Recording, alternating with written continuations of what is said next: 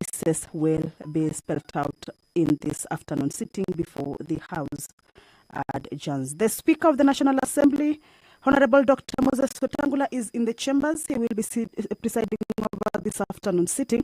Allow me to hand you over to this live broadcast brought to you by PBU in partnership with KBC. My name is Kamche Menza. Good afternoon. Mheshimiwa, na tuombe. Ewe Mwenyezi Mungu, ambaye kwa hekima na wema wako umetua nyadhifa za viongozi na mabunge kwa ustawi wa jamii na haki na utawala wa haki wa wanadamu.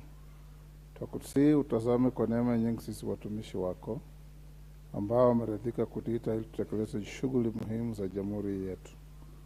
Tukuomba uteremshie baraka zako sisi tuliokutanika hapa na utujalie tuyatende na kufikiria mambo yote yatakayofikishwa mbele yetu kwa njia ya haki, uaminifu, ili utukufu na sifa zako ziendelezwe na ili kustawisha amani, ufanisi na heri nchi yetu na wale ambao haja zao umezikabidhi mikononi mwetu. Amen.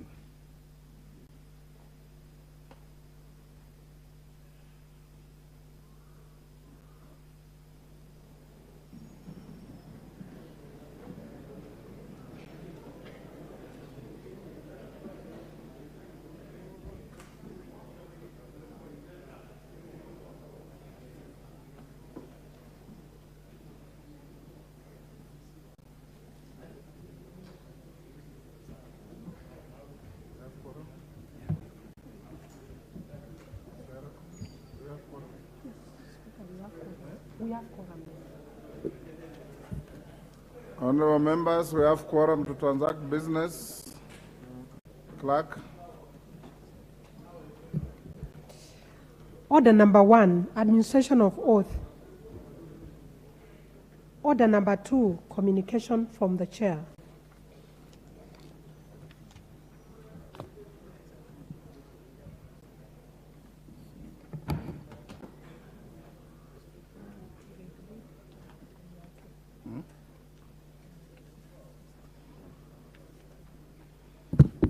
Honorable members, order.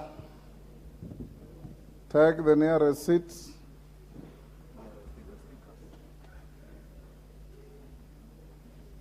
Take the nearest seats, body. Which is the nearest?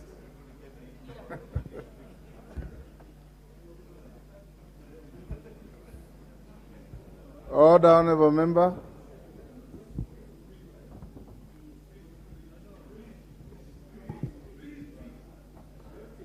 Honorable members, I have a short communication to make.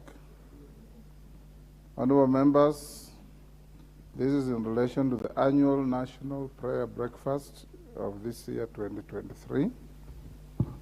Honorable members, as you may be aware, the Bunge Prayer Fellowship Group shall host the 20th Annual National Prayer Breakfast on Wednesday, 31st May, 2023 at the Safari Park Hotel in Nairobi.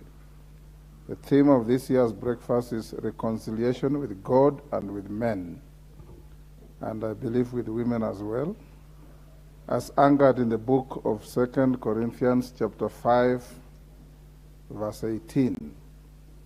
The prayer breakfast is expected to be attended by over 2,500 guests from our own country and also from across the world, including leaders from the political class, top government officials, members of the diplomatic corps, the clergy, the business community, and Kenyans from diverse backgrounds.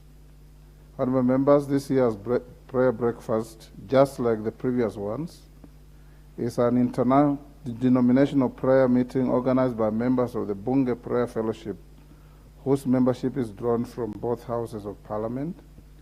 The Honorable Samuel Chepkonga, CBS MP, and Senator Daniel Manzo, MP, are the co-chairpersons of the fellowship. Honorable members, you are all invited to this very important event, which shall provide an opportunity to meet and seek divine intervention for Kenya at such a time as this.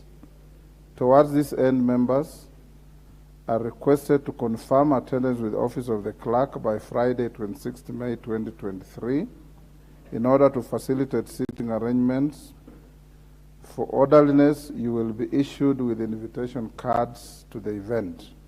Honorable members, you may contact the Honorable Samuel Chepkonga, CBS MP, or Senator Daniel Manzo, MP, for any further clarification on the event. I thank you. Honorable members, I also have a ruling that I'll deliver at 3:30.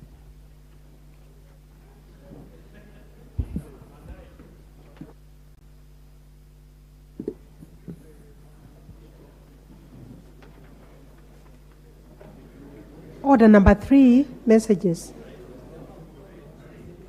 Order number 4, petitions. Order number 5, papers. Majority Leader. Thank you, Honorable Speaker. Honorable Speaker, you know the members around me. When you read out the communication about the prayer breakfast, many members around me are doubting those prayers because of the inclusion of Honorable Chepkonga. But I have assured them he's a very prayerful person and a committed Christian. Honorable Speaker, I beg to lay the following papers on the table of the House today, Thursday, 4th May 2023. 1, the Multilateral Convention to implement tax treaty-related measures to prevent base erosion and profit shifting from the National Treasury and Economic Planning.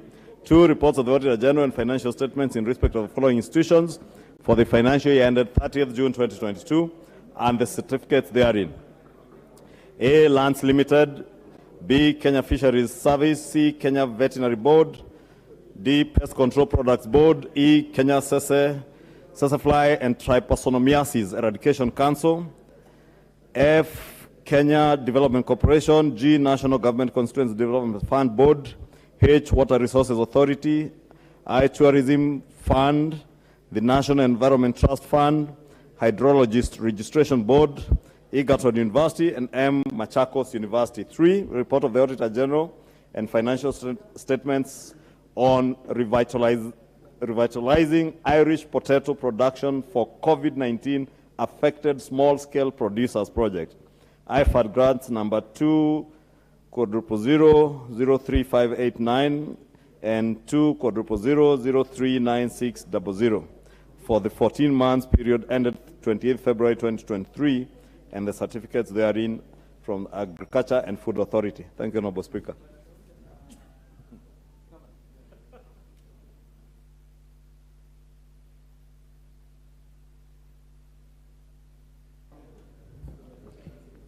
Our member for delegation, Emmanuel Wangwe. Thank you, Honorable Speaker. Honorable Speaker, I beg to lay the following paper on the table of the House today, Wednesday, 3rd May 2023.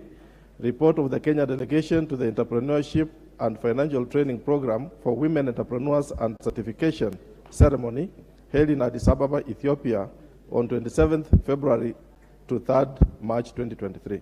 Thank you, Honorable Speaker. Thank you, Honorable Wangwe. Chairperson, Committee on Public Petitions.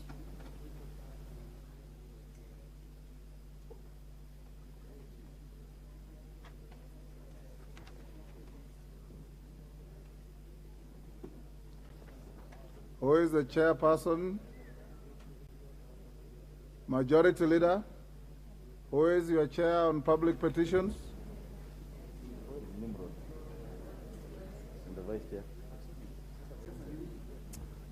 Is there any member of that committee? Where is your chairman, Kitayama? Vice Chair. Honorable Speaker, the chairman is around. He's just not walked into the chamber, but he's around. He's around? Okay, we'll come back to that. Chairperson, Departmental Committee on Health.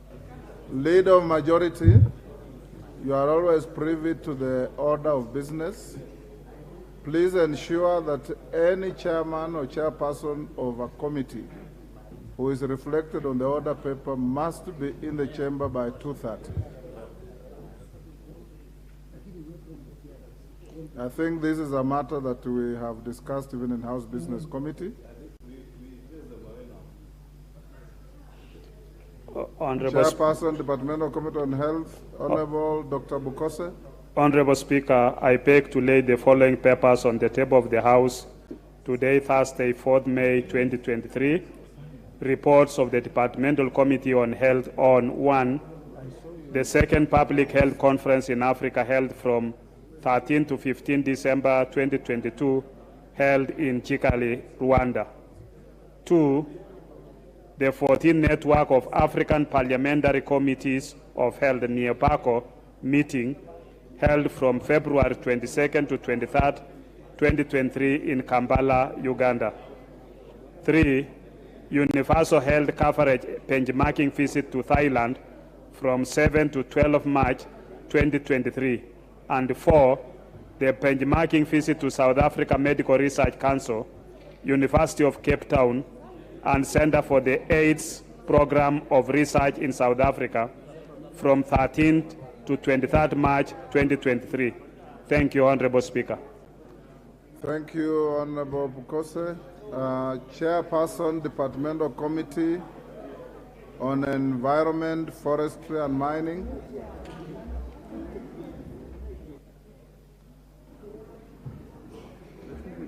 Thank you, Honorable Speaker. Thank you, Honorable Speaker. Yes, Honorable Gikaria, go ahead.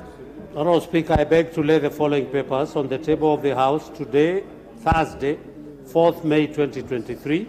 Reports of the Departmental Committee on Environment, Forestry and Mining on its consideration of the ratification of the following.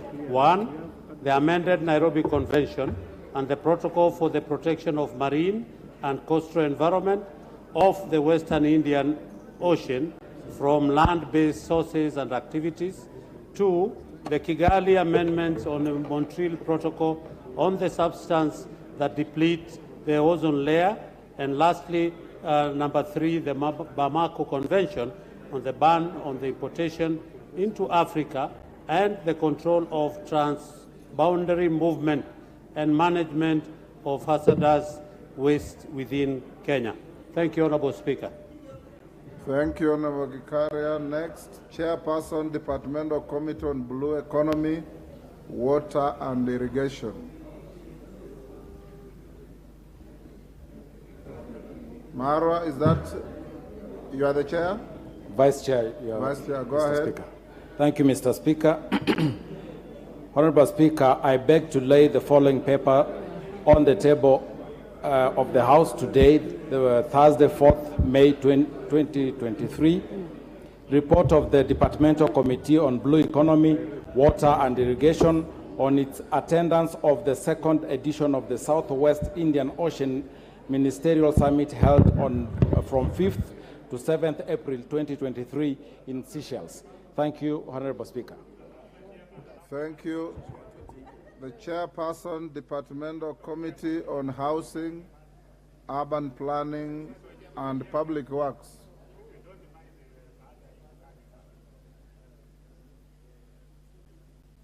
Johanna Ngeno, is that you? Go ahead. Go ahead.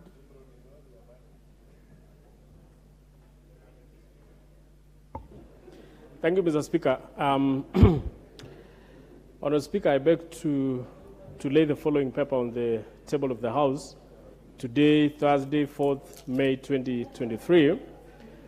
Report of the Departmental Committee on Housing, Urban Planning and Public Works on its participation at the World of Concrete Forum held in January 2023 in Nevada, United States of America.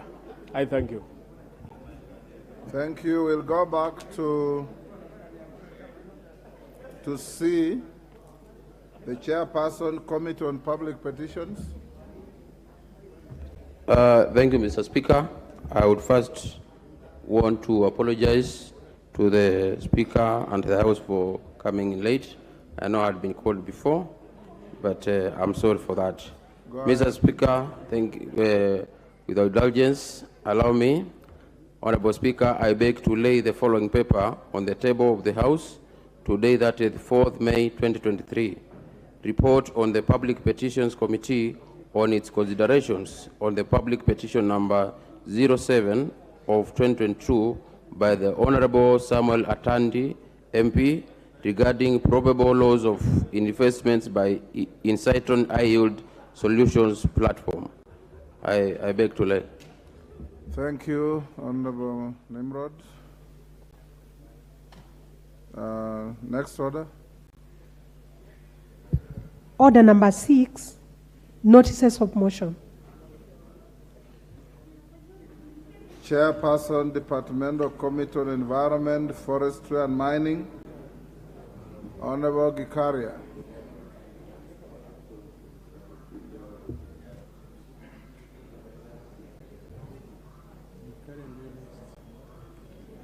Thank you, Honorable Speaker.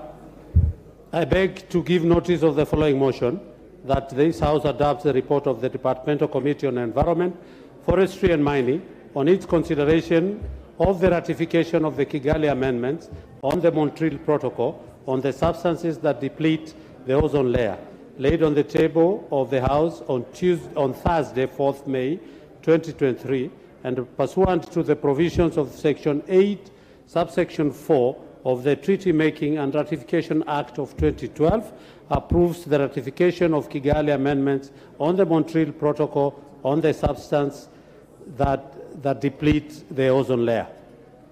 2, Honorable Speaker, I beg to give notice of the following motion, that this House adopts the Departmental Committee on Environment, Forestry and Mining on its consideration of the ratification of the amendment, Nairobi Convention and the Protocol for Protection of Marine and Coastal Environment of the Western Indian Ocean from land-based sources and activities, laid on the table of the House on Thursday, 4th May 2023, and pursuant to the provisions of Section 4, provisions of Section 8, subsection 4 of the Treaty Making and Ratification Act of 2012, approves the ratification of the amendment of the amended Nairobi Convention and the Protocol for Protection of Marine and Coastal Environment of the Western Indian Ocean from land-based sources and activities.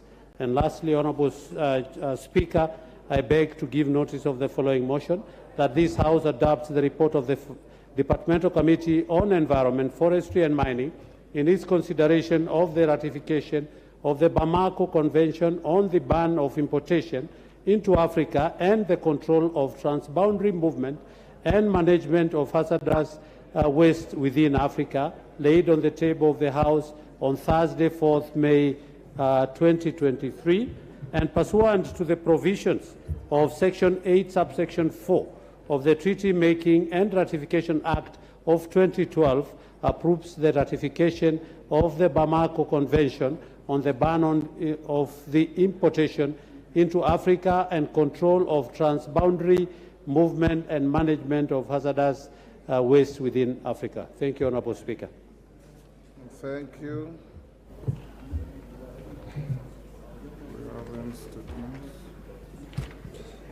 Order number 7, questions and statements.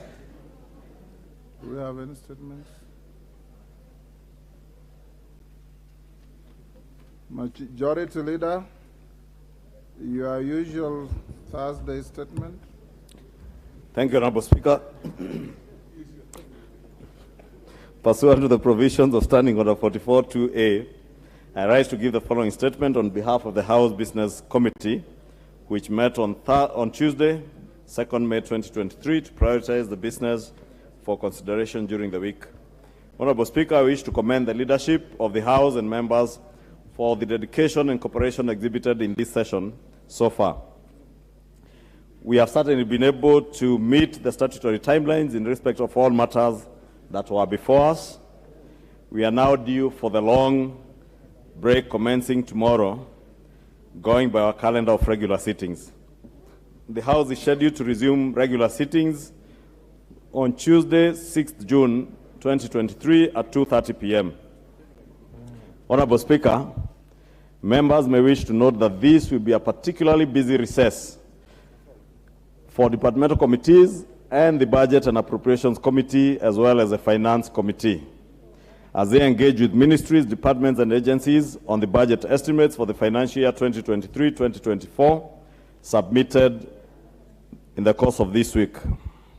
Additionally, Mr. Speaker, there are various matters relating to bills, treaties, approval hearings, inquiries, and responses to statements still pending before committees. I therefore urge all our committees, their chairs and members to be present and actively participate in ensuring that all these matters are concluded and reports brought to the House upon resumption on the 6th of June at 2:30 p.m. Honorable Speaker, upon resumption, the House is expected to continue with debate on the second reading of the statute miscellaneous law, the Miscellaneous Amendments Bill of 2022, the general debate on the proposal to amend the Constitution and the standing orders, and the report on the United Nations Convention Against Corruption, should they not be concluded today. The House Business Committee will reconvene on Tuesday, 6th June 2023, to schedule the business for the rest of that week.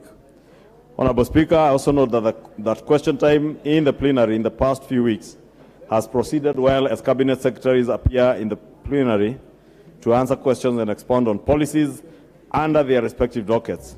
I would like to thank all members for their continued participation in this process.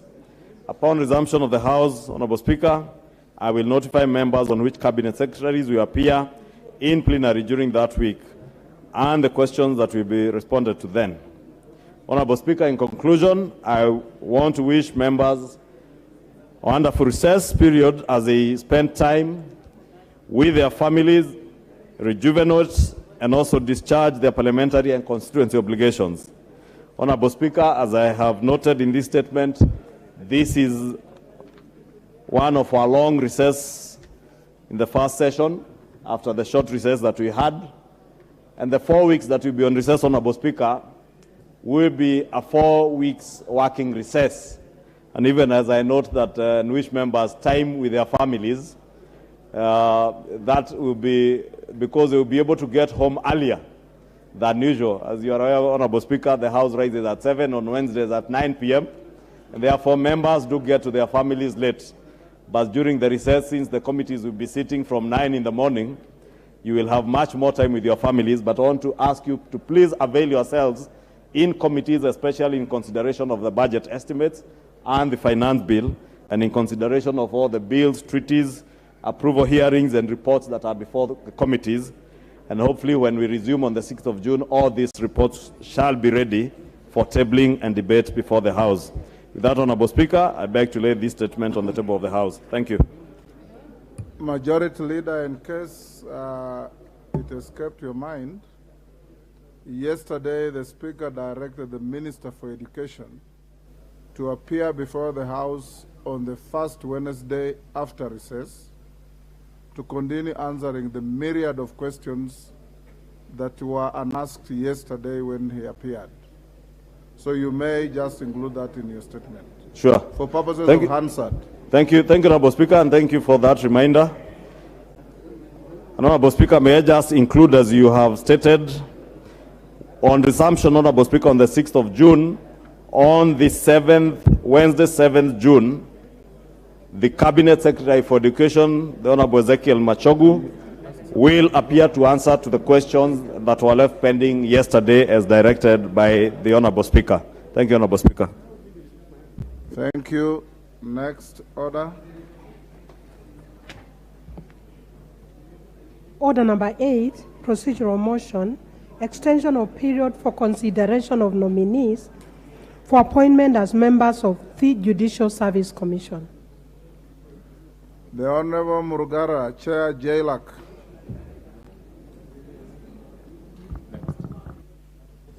Thank you. Thank you very much, Mr. Speaker.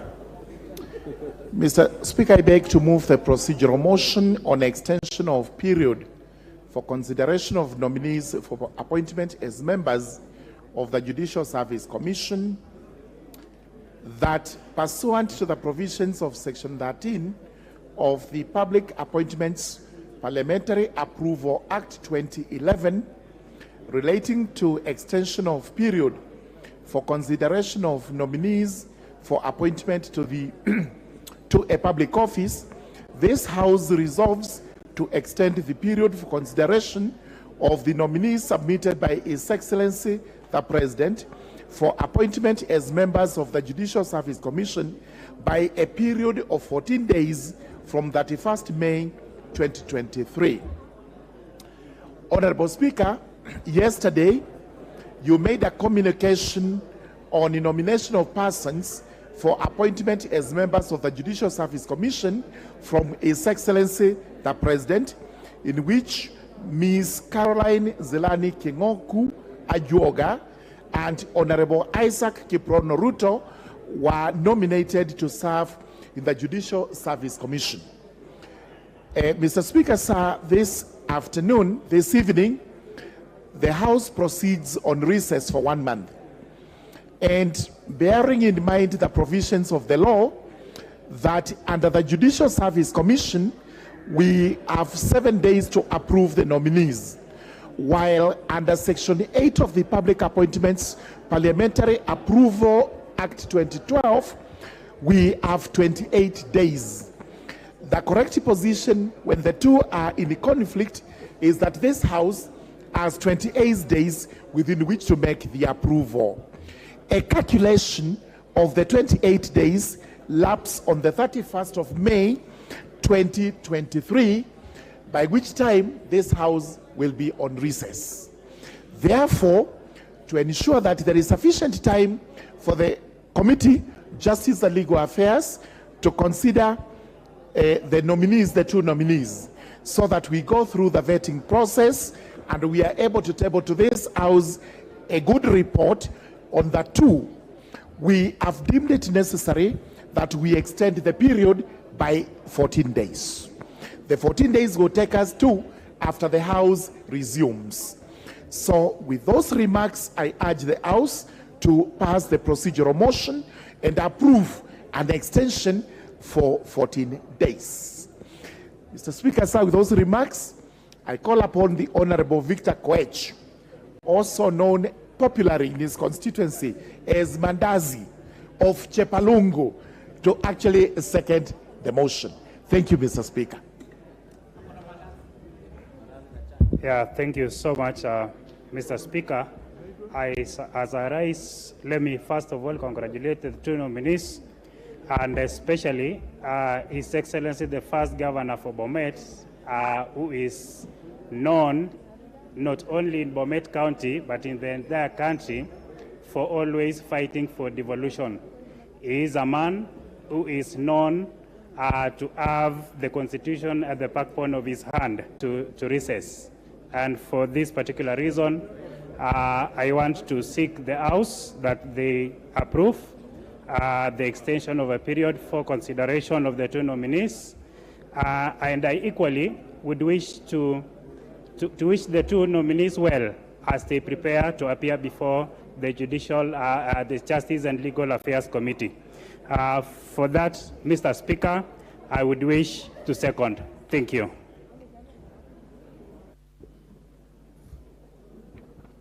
Honorable members, order the honorable members standing in the walkway. Take your seats.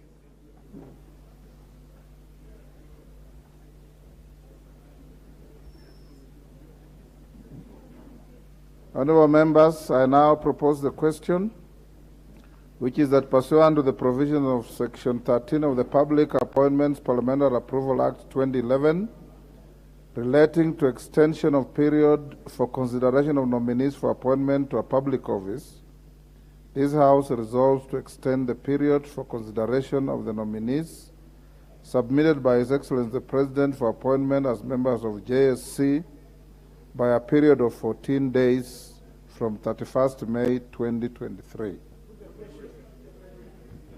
Is that the mood of the House? I now put the question, which is that pursuant to the provisions of Section 13 of the Public Appointments Parliamentary Approval Act 2011, relating to extension of period for consideration of nominees for appointment to a public office, this House resolves to extend the period for consideration of the nominees submitted by His Excellency the President for appointment as members of the Judicial Service Commission by a period of 14 days from 31st May 2023. As members of that opinion say aye. Will those of the contrary opinion say nay? The ayes have it. Before we call the next order, members, allow me to acknowledge the presence of the following in the public gallery: J.U. Quat, Primary School, Juja, Thika, ACC and Kigumo Parish, Kigumo, Moranga,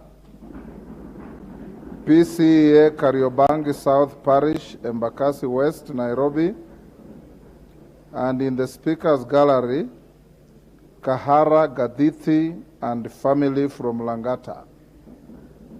Thank you. Next order.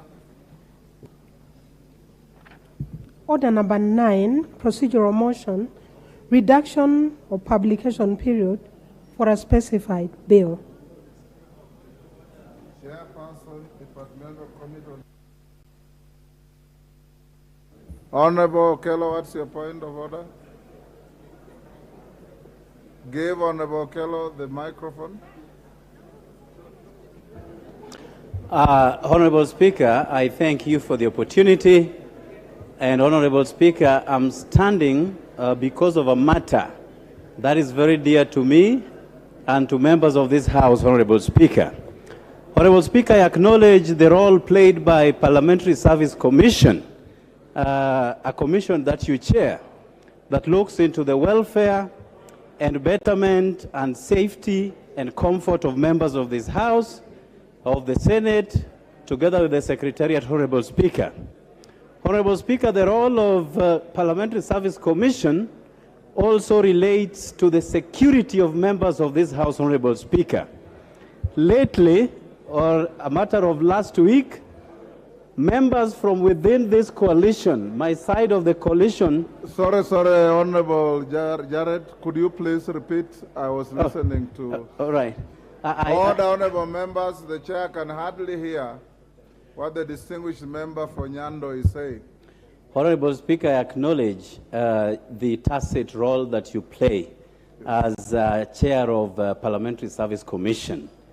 This is a commission that looks into the welfare, security, comfort of members of Parliament in this House, of the Senate, together with the members of the Secretariat, Honorable Speaker. Honorable Speaker, a matter that is of great concern to my side of the political divide is that the police unilaterally withdraws security of members of this coalition, Honorable Speaker, each time there is a difference expressed as a matter of objectivity from the side of this coalition, Honorable Speaker. And as the chair of the commission, Honorable Speaker, I'd wanted to invite you to help us address this matter, because security of any member of this parliament is just as important as the other member, Honorable Speaker. Last week, members amounting to about 20 from our coalition had their securities withdrawn, and we haven't had any response or any word from the Parliamentary Service Commission, Honorable Speaker. And additionally, the leadership within Azimio coalition, and that includes Honorable Raila Amolo Odinga, Honorable Kalonzo Musyoka, Honorable Martha Karua, and many and others had their securities withdrawn, Honorable Speaker, without any reason. So this is a unilateral decision that is constantly being taken by the police, and not just this time. We had a similar experience during the other regime, Honorable Speaker.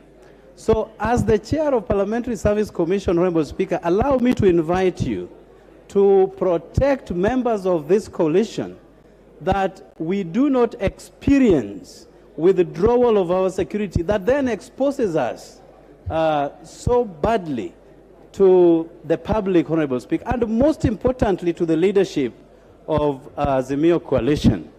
Honorable Speaker, we have had instances where we have had members of the other coalition expressing threats to the leadership within Azimio coalition. And Honorable Speaker, when the security is withdrawn amidst such threats, then we have a cause to worry, Honorable Speaker.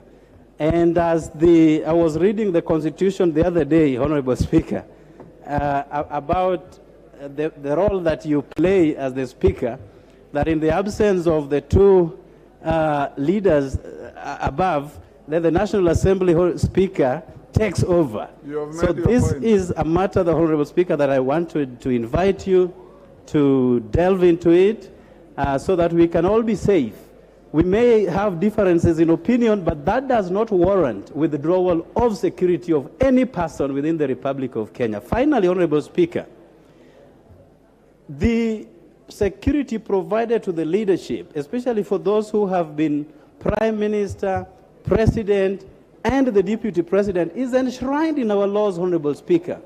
And therefore, let us go by the dictates of our laws and not whimsically make decisions that do not square with the same constitution that we subscribe to, Honorable Speaker. And I thank you very much for the opportunity. Majority Leader. Thank you, Honorable Speaker. Honorable Speaker, let me commend Honorable Walter Owino for raising that issue. Because, Honorable Speaker, it is indeed true. Jared Okello. Jared Okello,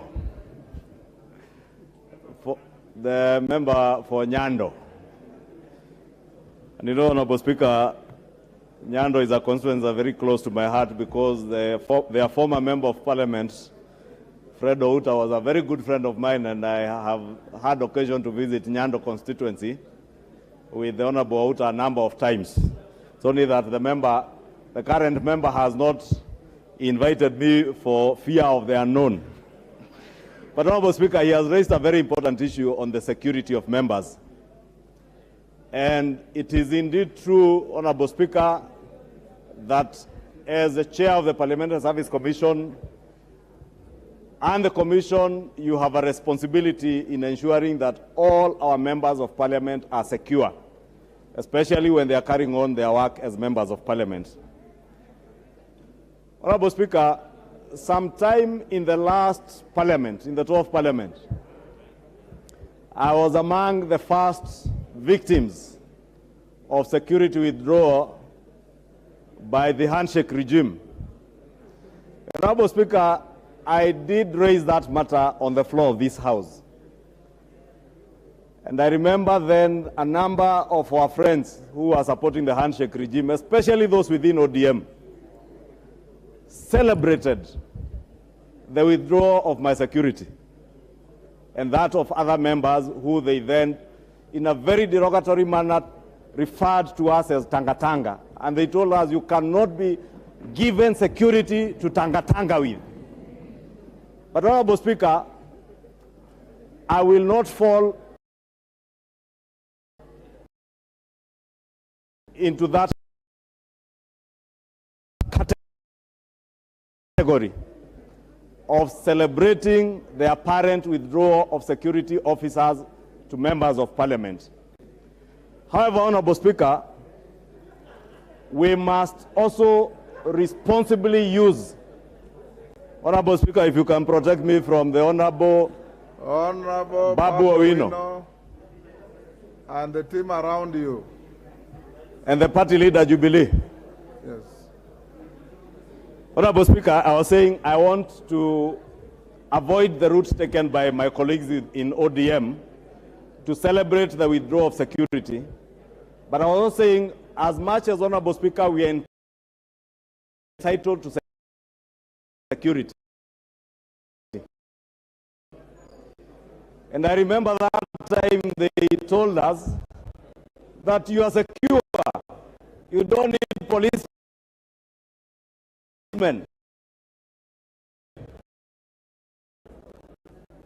The police have ensured that everybody within the country is secure. Okay. And we stayed for almost 4 years without security, Honorable Speaker, because of our political persuasion.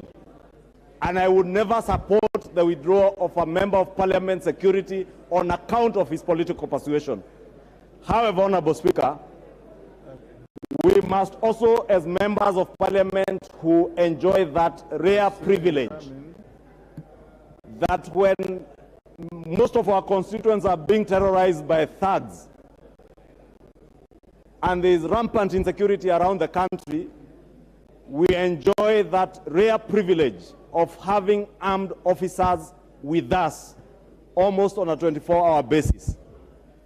Honorable Speaker, it is a rare privilege given to us by the people of Kenya, and therefore must not be taken away by anybody. However, Mr. Speaker, we also have a duty and obligation to make sure that we do not in any way or manner misuse those security officers. And Honorable Speaker, there have been occasions where members of parliament, and I'm aware, Honorable Speaker, there is already a member of parliament whose security officer was disarmed on account of misuse of the firearm. Honorable Speaker, our officers are charged with the responsibility of protecting us to be able to execute our duties as members of parliament without fear or without being intimidated by anybody in the street. But our officers are not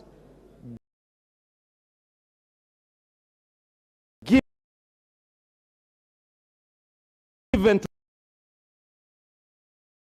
to us, Honorable Speaker,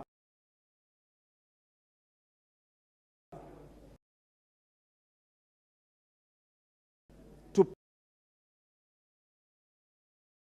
protect us in violent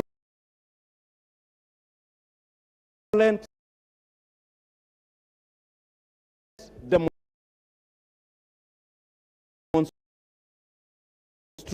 and protests. I think, Honorable Speaker, when I listened to the Cabinet Secretary of the Interior on Monday, he did direct officers to ensure that there is law and order in Nairobi and in other urban centers where we had been threatened with violent protests, Honorable Speaker. And therefore, when the Cabinet Secretary and the Inspector General of Police, on account of the Public Order Act,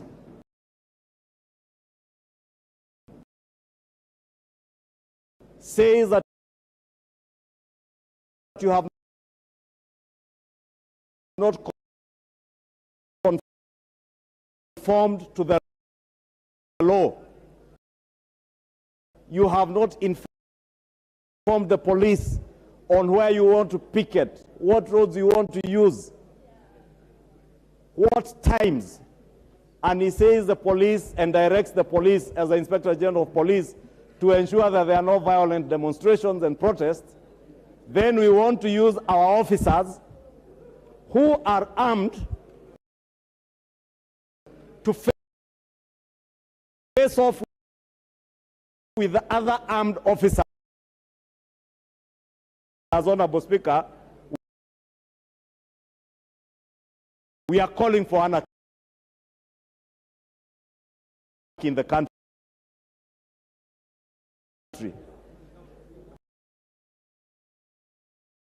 And as much security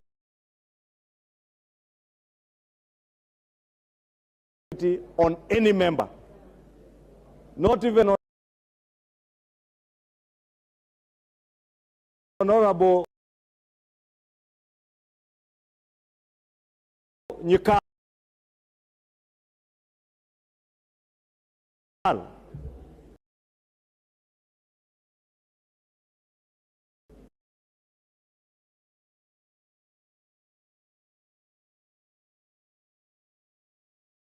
Standing next to him and goons chasing away police officers who are carrying out their constitutional and legal mandate, Honorable Speaker.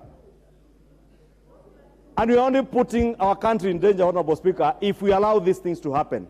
Therefore, Honorable Speaker, I want to request you, even as you consider the request by the Honorable Jared, the member for Nyando, that as members of parliament we act responsibly. It is true, you are within your rights to picket, to demonstrate, even if you want to protest peacefully or violently, it is within your rights. but do not misuse government officers who are armed to face off with other armed government officers under the same command, Honorable Speaker. That, Honorable Speaker, I think it is only fair that we also protect our officers because they are also human beings like ourselves. Honorable Speaker, remember in Kisumu the other day, we lost a young man from Nyamira County, a police officer, who was killed by youth who were throwing stones. Nobody bothered to mourn that police officer. Honorable Speaker, people have lost property on account of these demonstrations, Honorable Speaker, and that is why I went out of my way yesterday, together with the leader of majority in the Senate, to call for sobriety. And I said, Honorable Speaker, yesterday, we bent backwards to accommodate our colleagues so that we can continue to engage with each other in this house, in an environment where we consult each other, we talk to each other, and not at each other in the streets. Thank you. And I want to ask, now that all these honorable members are not protesting with other people out there, Honorable Speaker, I want to request, and I'm sure, I think by now, most likely,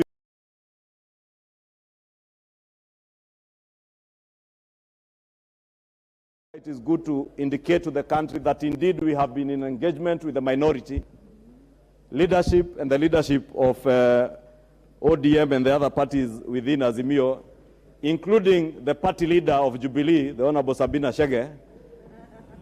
We have been engaging, Honorable Speaker, and even over the weekend when we engaged, we indicated that we were more than willing, Honorable Speaker, to get back to the negotiating table. But we said from our side in the Kenya Kwanza coalition, we are only going to engage on the table of negotiations, but not in the streets. And we did implore on our colleagues over the weekend, and even as late as Monday night, to call off the demonstrations, and I congratulate and thank them for calling off the demonstrations, because that is the mark of leadership. We are all elected, and I want to say we are capable in this house. And without preempting debate, Honorable Speaker, I know there is also the talk of extra-parliamentary, inter-parliamentary, within parliament, bipartisan approach. I want to encourage all the members of a bipartisan team, ably led by the Honorable Tiende Amolo and the Honorable Gitonga Rugara, that we have the ability and the capacity to engage on all the matters that shall come before that committee and be able to resolve these issues without having to throw words at each other, without having to protest, without having to blackmail the country using violence and violent protests, Honorable Speaker. We can indeed engage here and be able to resolve all these issues. And I want to trust that the Honorable Murugara, our Chair Jailak, his colleague, co-chair, the Honorable Tiende Amolo, will now steer this discussion in the right direction to ensure that we never ever have to engage again in the streets.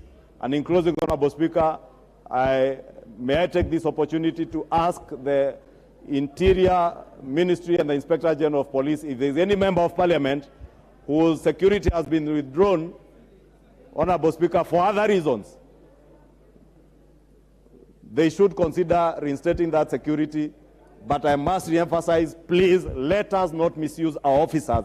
If you want to go for demonstrations, if you want to go for other errands at night, allow your officer to go home to his family and take care of yourself and your other business at night.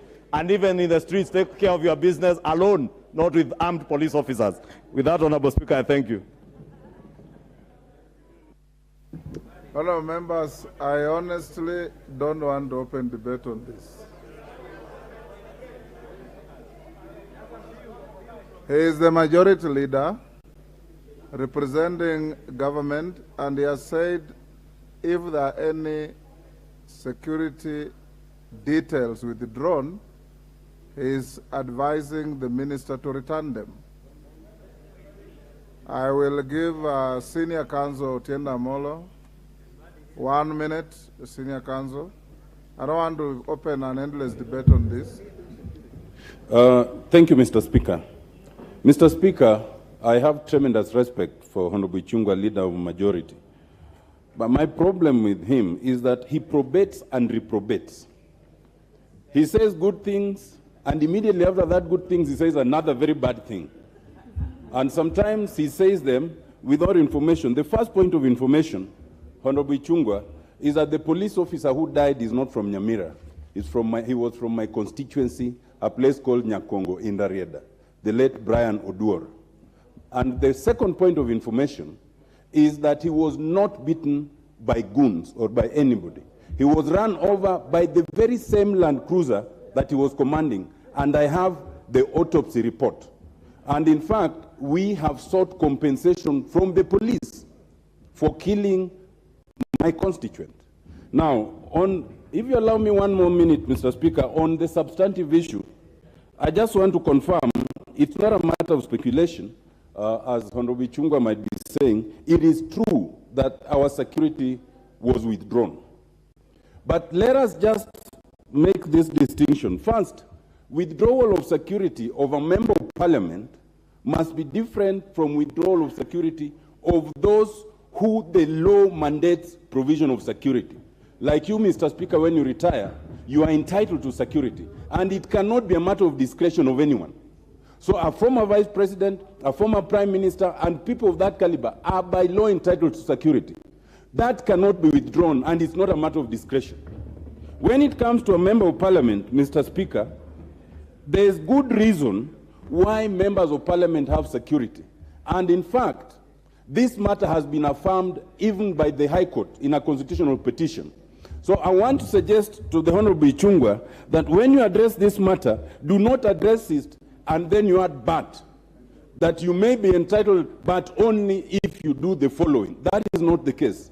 I want to assure Mr. Honorable Ichung'wah, I have always stood firm. In the last parliament, I was firm. When our security was withdrawn, when some of the security of those who were perceived to be against government then was withdrawn, I've always maintained that a member of parliament is entitled to security at all times, irrespective of what they say. If a police officer misuses their firearm, there's provision of how to deal with it. The Police Act is very clear. But you cannot stand here and say that some members of parliament who engage in violent demonstration, there is no single member of parliament in this house who has engaged in any violent demonstration. So you cannot then come and start saying that if you engage in violent demonstration, and in any event, exercise of a constitutionally provided right cannot be irresponsible. Mr. Speaker, I just want to emphasize this point, that even those who think it's a matter of discretion, if you lose one member of parliament, and right now there are situations and there are people who have been tasked to deal with some members of parliament, including myself, losing one member of parliament, it is these same people who will be crying on how much money you're using to do the by-election. So, Mr. Speaker, what I want... I rise on point of order number 91, that a member shall be responsible for the accuracy of any facts which the member alleges to be true and may be required to substantiate any such facts instantly. Honorable Speaker, the honorable member for Rarieda has claimed that some people have been tasked to eliminate certain members of parliament. This is a very weighty allegations which the honorable member should be called upon to substantiate. And he is a senior counsel, he's a senior lawyer in this country.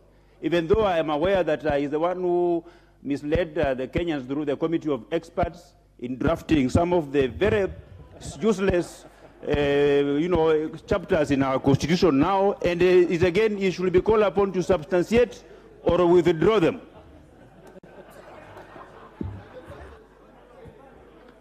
John Badi. Thank you, Mr. Speaker. Mr. Speaker. You have 1 minute. Just a minute. Yes. Let me then choose what to say. Yes. Mr. Speaker, I wanted to put emphasis that where an act of parliament confers a benefit, privilege, or whatever it is to an office, that must be respected. And Mr. Speaker, I was telling Honorable Ichung'wah that this law that confers the privilege of security to former prime minister, deputy president, former speakers, is a bill that I personally sponsored in this house. And I was telling him, I cannot allow that and sit in this house and see the law that I brought, that anybody urinating on law that I brought to this house. Mr. Speaker, that is something that is unacceptable, and this is something that the government must respect. But finally, Mr. Speaker, Honorable Chungwa is saying that they were the first to experience withdrawal of their security as Tanga. That is misrepresenting facts. I will tell you that you cheered when our security were withdrawn, together with the present speaker, when he was minority leader in the Senate. I was minority leader in the National Assembly. Our security were withdrawn, not just security alone. Even our GK vehicles, which belong to Parliamentary Service Commission, were taken. One of them was taken in this roundabout, Mr. Speaker. Another one was picked from my house. Mr. Speaker, this misuse of power must stop.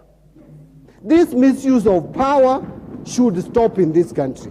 Let us not entertain misuse of power. Whether it was applied to Tanga, it was applied to NASA, it is being applied to Azimio, it is wrong and it should stop. This idea of some police officer sitting somewhere and looking at us attending press conferences, and then the next thing you find your security withdrawn, like they did to mine on Monday evening, just because I attended Azimio press conference. Since when did I move out of Azimio, Mr. Speaker, that I'm now being barred from attending Azimio meetings? Mr. Speaker, it is irresponsible. I have never seen irresponsibility of this nature. And Mr. Speaker, we need also to tell majority leader to realize that much as you'd hate Uhuru Kenyatta, he has been president of this country for 10 years.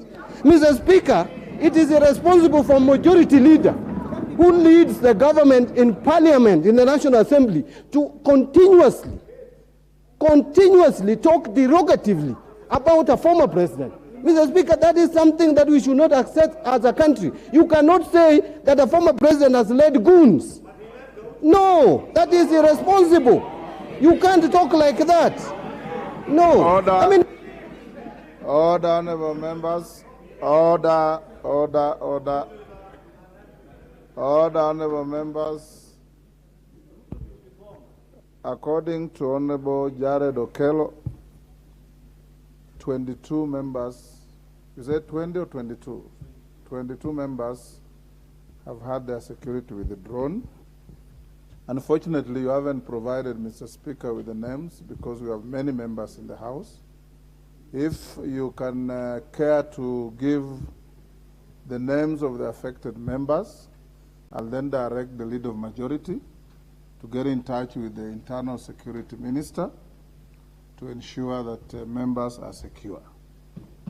As to members of the public, including the former Prime Minister, the former Deputy President, they certainly don't fall within Mr. Speaker's jurisdiction, and as you know. So I would again encourage you, because the Honorable Chungwa represents the executive in this House, forward the complaint to him, and I'll advise him to get in touch with the Minister for Security to ensure that the law is obeyed as it is, so that we don't have these problems recurring. But more importantly, honorable members, all the things you are saying boil to one thing. As responsible elected leaders in this country, tone down toxic politics. Tone down. Order, honorable members. Order, honorable members. It is the case and the story of a pot calling another one black. Tone down toxic politics. Conduct yourselves with decorum. You know, you carry enormous responsibility of 50 million Kenyans who have given you a rare privilege. It's not your right to be in this House. It is a privilege bestowed upon you by the people of Kenya. And when you come to this House and everywhere you go, remember that you are a public trustee carrying the responsibility of people who cannot come in this House to argue their case. and they look upon you to make sure they have peace, they are protected with their families, their properties are protected, and the laws that you pass here are obeyed and enforced against offenders in fairness as is required under the same laws. Thank you.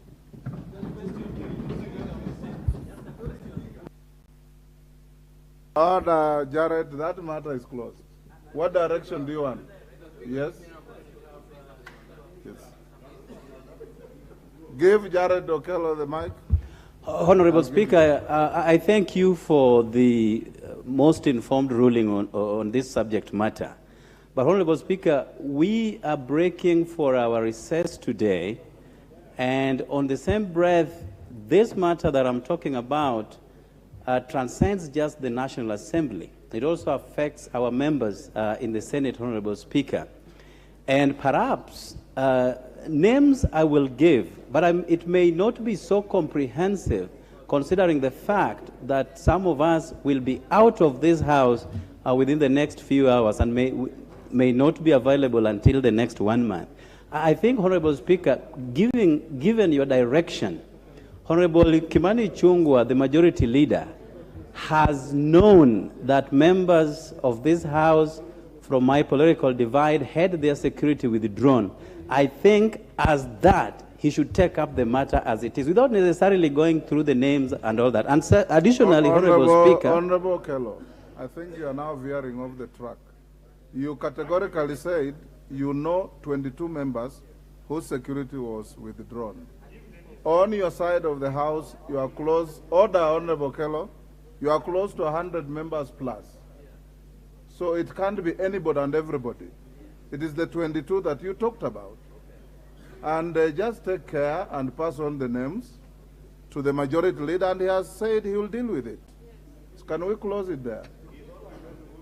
Yes. Yes, Nimrod Mbai. Thank you, Mr. Speaker, for giving me the opportunity to say something about this.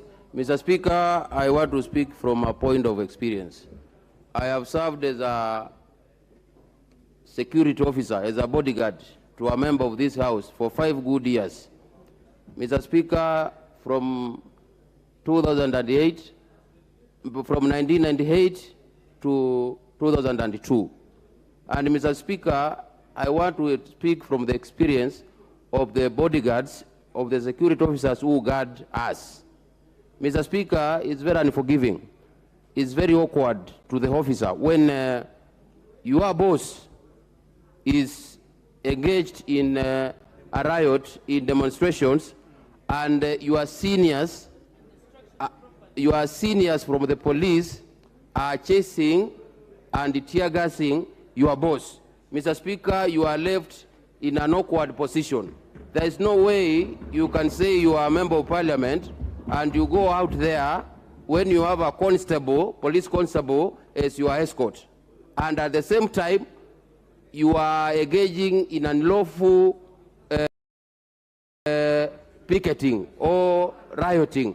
Then a police inspector comes to protect me, Mr. Speaker. Mr. Speaker, the voice of the police officers has to be heard.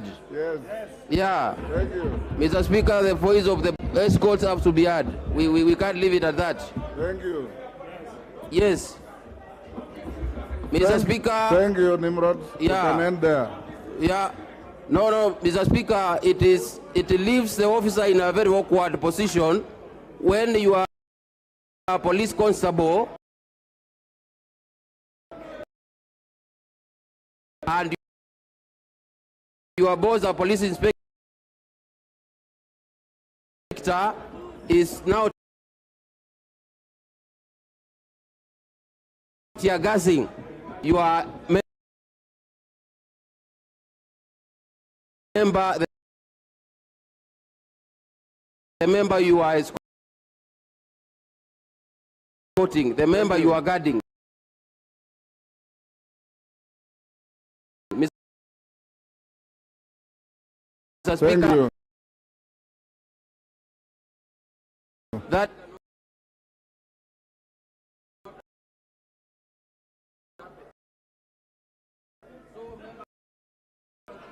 Order.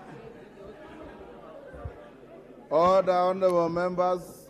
Honorable members, you know very well that very few of you are as candid as Nimrod Mbai, who can stand before you and tell you that he was a police constable guarding a member of parliament. We must salute him for that candor.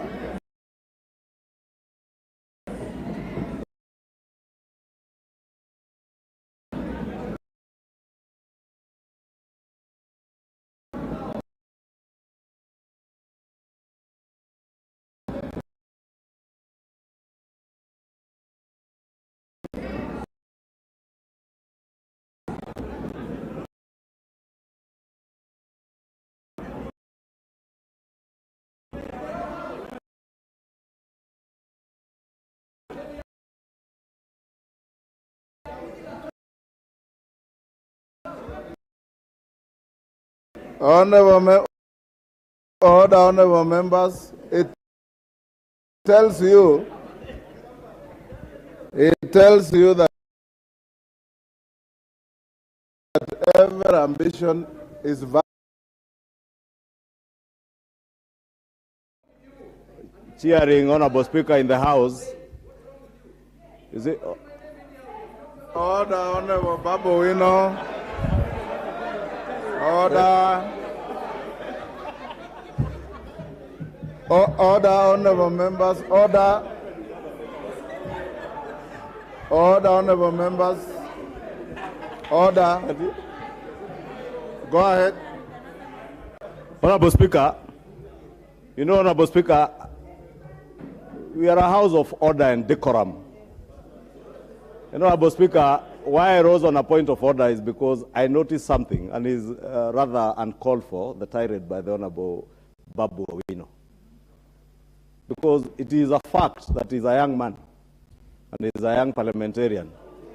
And he's an example, he ought to be an example.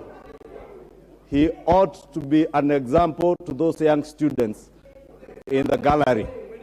Honorable Speaker,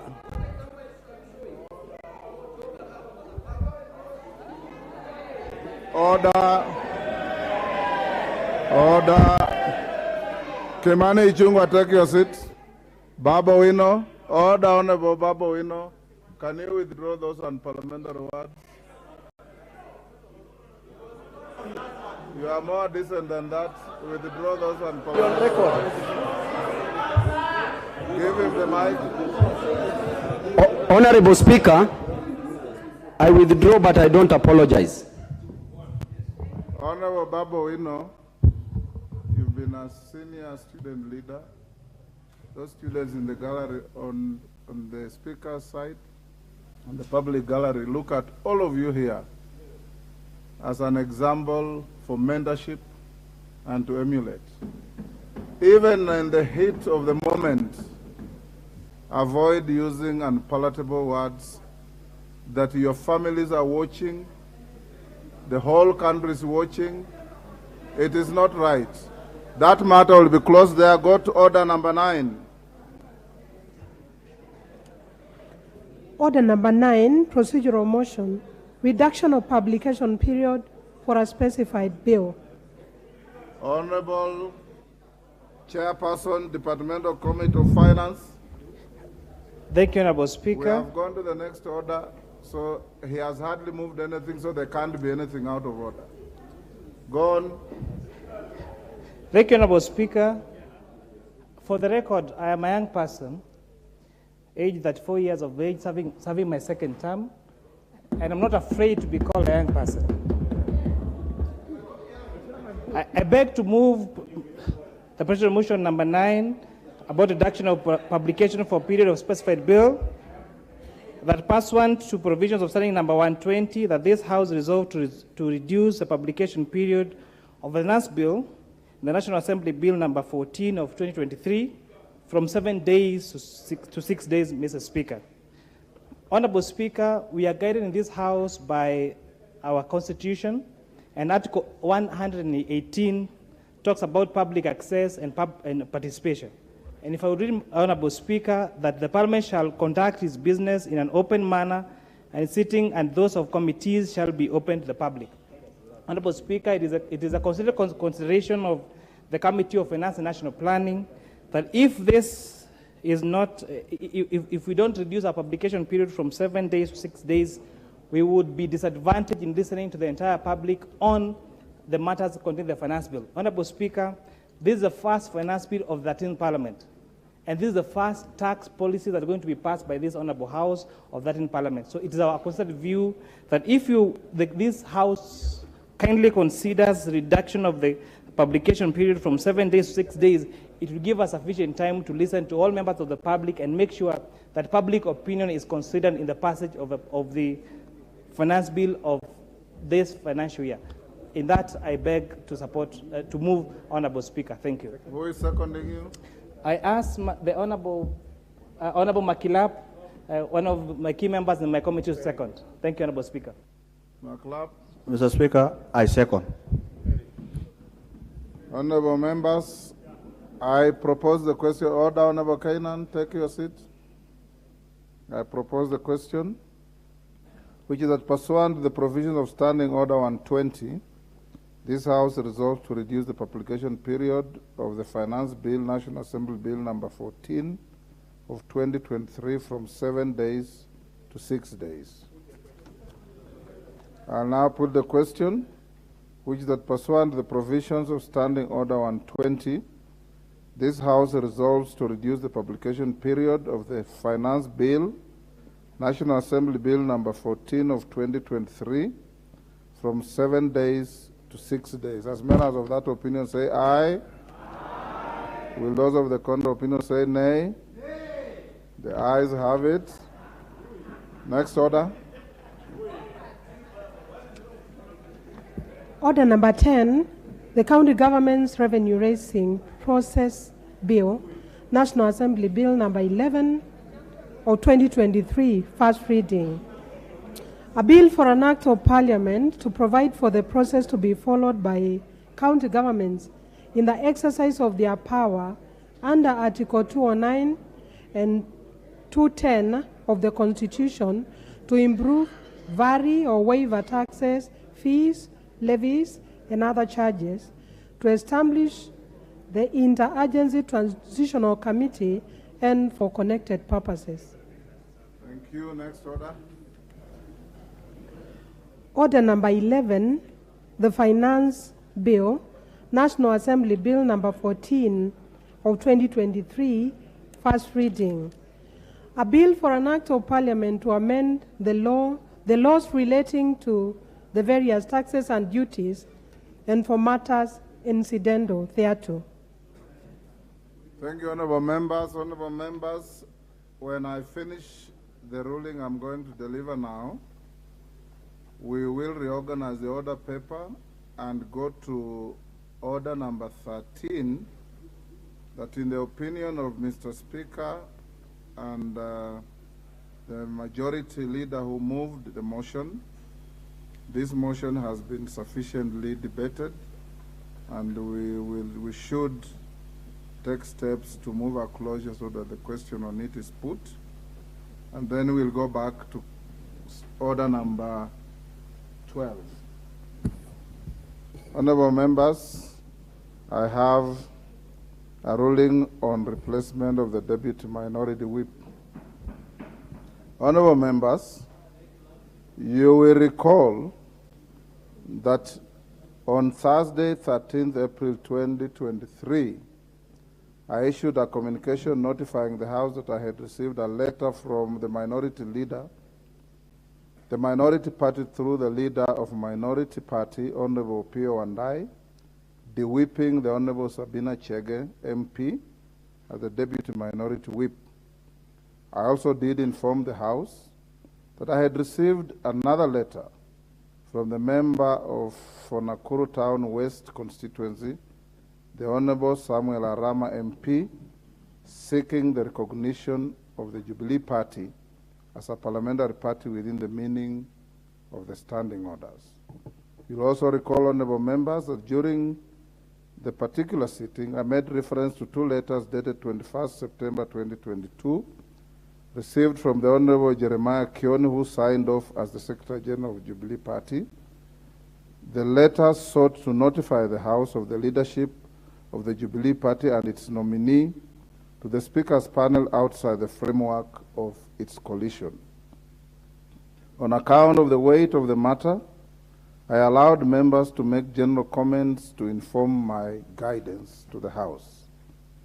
Honorable members, in the ensuing debate, several members, including the Leader of Majority, Honorable Kimani Ichung'wah MP, the Leader of Minority Party, Honorable Opiyo Wandayi MP, the Deputy Minority Leader, Honorable Robert Mbui MP, the Honorable Sabina Chege MP, the Honorable Adan Kenyan MP, the Member for Eldas Constituency, the Honorable Rachel Nyamai MP, the Member for Kitui South Constituency, the Honorable Gadoni Wamshomba MP, the Member for Githunguri Constituency, and the Honorable Zamzam Mohammed MP, the Member for Mombasa County, and many other members spoke on the matter. Notably, Honorable members, the Honorable Sabina Chege observed that her proposed removal from the position of the Deputy Minority Whip was contrary to Article 47 of the Constitution, which grants every person the right to administrative action that is lawful, reasonable, and procedurally fair. Additionally, the Honorable Chege was of the view that the proposed removal contravened Article 236(2)(b) of the Constitution, which requires that due process of law should precede any removal from office. Honorable members, I wish to inform the House that since reserving this matter for a considered ruling, my office has received further correspondence from the Jubilee Party, signed by the Honorable Kanin Kega as the Acting Secretary General of the party. In the correspondence, the Honorable Kega has conveyed certain changes to the leadership of the party, including the appointment of a new party leader.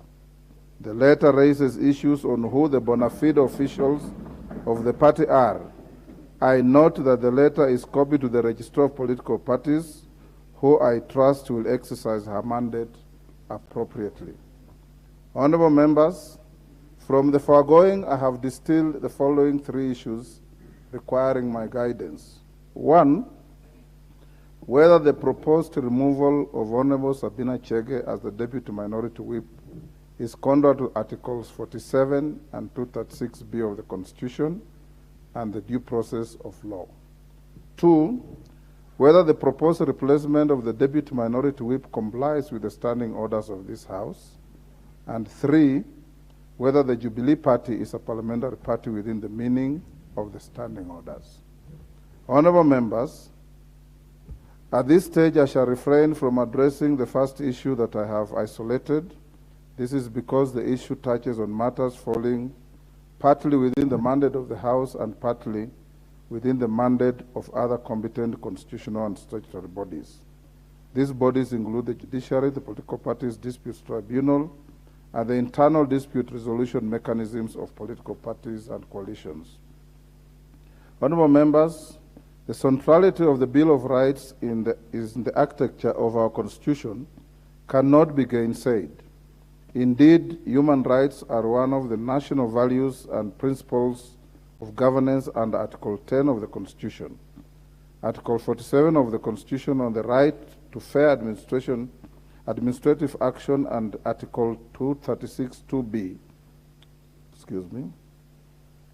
of the Constitution, which requires the due process of law to be followed before the removal of a hold of an office, finds their basis in the Bill of Rights. These rights accrue, honorable members,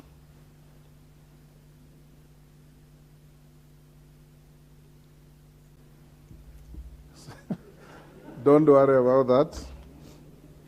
These rights accrue to every person, including members of this House, and cannot be limited except in the manner provided for under Article 24 of the Constitution. Honorable members, whereas Article 22 and Article 165 of the Constitution confer the exclusive jurisdiction to determine the question of whether a right or a fundamental freedom in the Bill of Rights has been violated, Article 3 of the Constitution obligates the Speaker to uphold, defend, and respect the Constitution. It is noteworthy that under Article 20 of the Constitution, the Bill of Rights binds all state organs and persons. Pursuant to Article 21 of the Constitution, every state organ is under a duty to observe, respect, protect, promote, and fulfill the rights and fundamental freedoms in the Bill of Rights. In this regard, where a question arises touching on the possible violation of a member's fundamental right or freedom, the Speaker cannot fold his arms and fail to act in blindness of the express requirements of the provisions of the Constitution and that I have cited. However, honorable members, I have observed earlier, addressing this issue exhaustively requires the involvement of other competent constitutional and statutory bodies besides the Speaker. Whereas the Speaker may make interim interventions to facilitate the continuity of the business of the House, the final interpretation and enforcement of the rights and freedoms lies with the judiciary as outlined under Article 165 of the Constitution. Honorable members, on the second issue, I note that Standing Order 20A4 provides that a decision of a parliamentary party replacing its whip or deputy whip shall be communicated to Speaker in writing. In the case of the minority party, the decision is to be communicated by the leader of the minority party. Please note the emphasis of the standing orders on the use of the word replacing. Further, Standing Order 20A5 obligates the Speaker to convey the decision of a party to replace its whip or deputy whip as soon as practicable following receipt of the decision. Members at the door, take your seats. Take the nearest seat.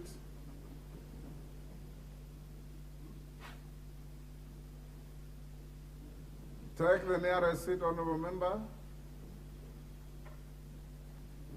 Thank you. Further, Standing Order 20A5 obligates the Speaker to convey the decision. I had read that. Honorable members, in most multi-party democracy, jurisdictions all the world over, party discipline is key to the very existence of political parties. It may rightly be said that without party discipline, the functionality of political parties and multi-party democracy would be prejudiced. Permit me to note that Standing Order 20A finds its basis in Article 4.2 of the Constitution, which establishes Kenya as a multi-party democracy. Additionally, paragraphs 4 and 5 of the Standing Order on replacement of party whips are in line with the democratic right of parliamentary parties to enforce party discipline of its members as provided for in the Political Parties Act 2011. Honorable members, from a close reading of Standing Order 20A4 and 5, it is evidently clear that the Azimio la Umoja One coalition is fully entitled to discipline its members and to determine the composition of its leadership in this House. The only condition to the exercise of this right is that it has to follow the process prescribed under the Standing Order 20A. Excuse me again. Honourable members, I have a bit of cold, so bear with me.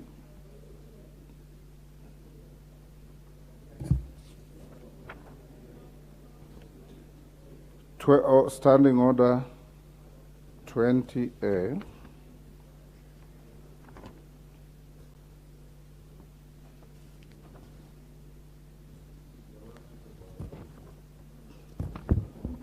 Pardon?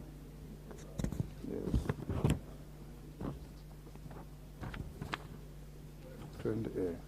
Honourable members, during yesterday's afternoon sitting, the leader of the minority party submitted that the Speaker should not be seen as interfering with the manner in which a parliamentary party elects to organize its affairs. I cannot agree more, and have no intention of interfering with any party. Indeed, honourable members, this is the accepted practice, particularly in the Commonwealth. Honourable members, an examination of precedents from parliaments in comparative jurisdictions lends itself to the adoption of a delicate approach in resolving internal party matters in the chamber of the House. In New Zealand, the arrangements for the appointment of whips are internal matters for the respective parties to determine on condition that the Speaker is advised of the appointment of whips. This is from the Parliament of New Zealand Standing Order 35(1)B. Similarly, in South Africa, the National Assembly of South Africa was recently confronted with a leadership and decision-making dispute in the Pan-Africanist Congress of Azania Party. In the matter, PSC had one seat in the National Assembly which was filled by the nomination of a certain Honorable Mzwanele Nyotso, who had already been sworn in as the party's representative in the House. Subsequently, honorable members, a dispute arose within PAC or PSC regarding its leadership, and there was uncertainty about communicating the membership of Honorable Nyotso and consequently who should represent the party in the National Assembly. The guidance provided to the House by the Speaker was as follows, and I quote, "The Speaker has no authority to adjudicate internal party disputes about membership to the National Assembly or its leadership. Neither the Speaker nor the House gets involved in political party matters. It is neither for the Speaker nor a House of Parliament to decide which is the legitimate leadership structure of a political party. It would be incorrect for either the Speaker or the House to recognize one structure as the legitimate leadership of a political party, the PSC, over another." Honorable members, you'll agree with me that the foregoing guidance of the Speaker of the South African Parliament is relevant to the questions that confront us today, including the question which formation of the Azimio coalition of the Jubilee Party the Speaker should recognize in this House. Honorable members, the determination of political party disputes is best left to the competent authorities outside Parliament as envisaged by law.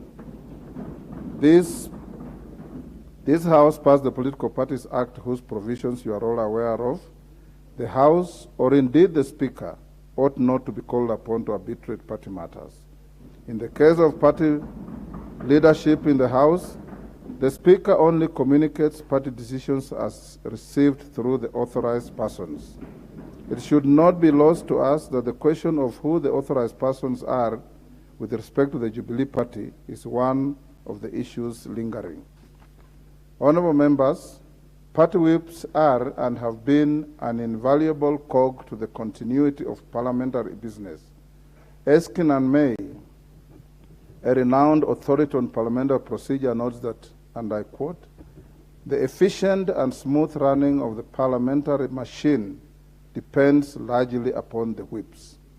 Erskine May further outlines the nature of the duties undertaken by whips that makes them deserving of this lofty status, and in this regard, Erskine May also notes, and I quote, "Certain duties are common to whips of all parties: to keep their members supplied with information about the business of the House, to secure the attendance of members, to arrange, when possible, for those of their members who cannot attend divisions to pair with others on the opposite side of the House so that their votes might not be lost, to suggest members to serve on general and certain select committees, to act as intermediaries between the leaders and the parliamentary membership of their parties in order to keep each informed of the views of the other."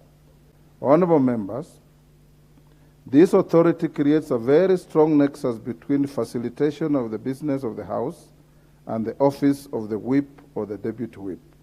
In this regard, I am of the considered view that the standing orders of the National Assembly are deliberately worded to ensure continuity of parliamentary business.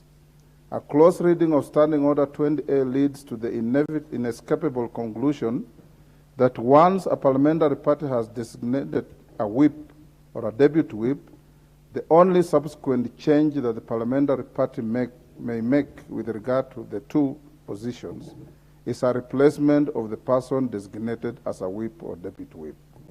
Honorable members, according to the Oxford Learner's Dictionary, the word replace means to remove someone or something and put another person or thing in their place. It therefore follows that a replacement has two components, the act of removal and the act of substitution, which must happen simultaneously. Honorable members, in the current scenario, the minority party has conveyed its decision seeking to remove one of its leaders without simultaneously offering a substitution. The letter by the minority party only partially meets the express requirements of the standing orders. Honorable members, the Speaker is also confronted by several correspondents from a constituent party of the minority party that is currently facing its own internal disputes. Any Speaker would be highly constrained to facilitate the continuity of the business of the House in an environment which raises pertinent questions that cannot be ignored, including: 1, should the Speaker ignore correspondence that affects the rights of members who collectively meet the threshold to constitute a parliamentary party? 2, should the Speaker take cognizance of the President of the House on access to pre-election and post-election coalition agreements affecting its leadership? Honorable members, to my mind, the matters at hand cannot be conclusively resolved without affording the affected parties adequate time to comply with the procedural requirements outlined in the standing orders. The affected parties basically have to put their affairs in order. The National Assembly is a house of order. Consequently, the minority side and the Jubilee Party must organize their affairs and also endeavor to appear organized. As per the calendar, honorable members, as per the calendar, the House is scheduled to adjourn at the end of the sitting today for the May recess. I'm inclined that we allow the minority party and the Jubilee Party 30 days within which to put their affairs in order. By the time the House resumed from the recess, it is my expectation that my office shall be in receipt of communication from the minority party, replacing its minority whip, if they so wish, in the manner contemplated under Standing Order 20A. Honorable members, the third issue for determination is whether the Jubilee Party is a parliamentary party within the meaning of the standing orders. You will recall that in his letter seeking the recognition of the Jubilee Party as a parliamentary party, the Honorable Samuel Aram observed that Article 36 of the Constitution on Freedom of Association and Article 38 of the Constitution on Political Rights confers upon each member of the House the right to determine which entities they wish to be associated with and the right to make political choices.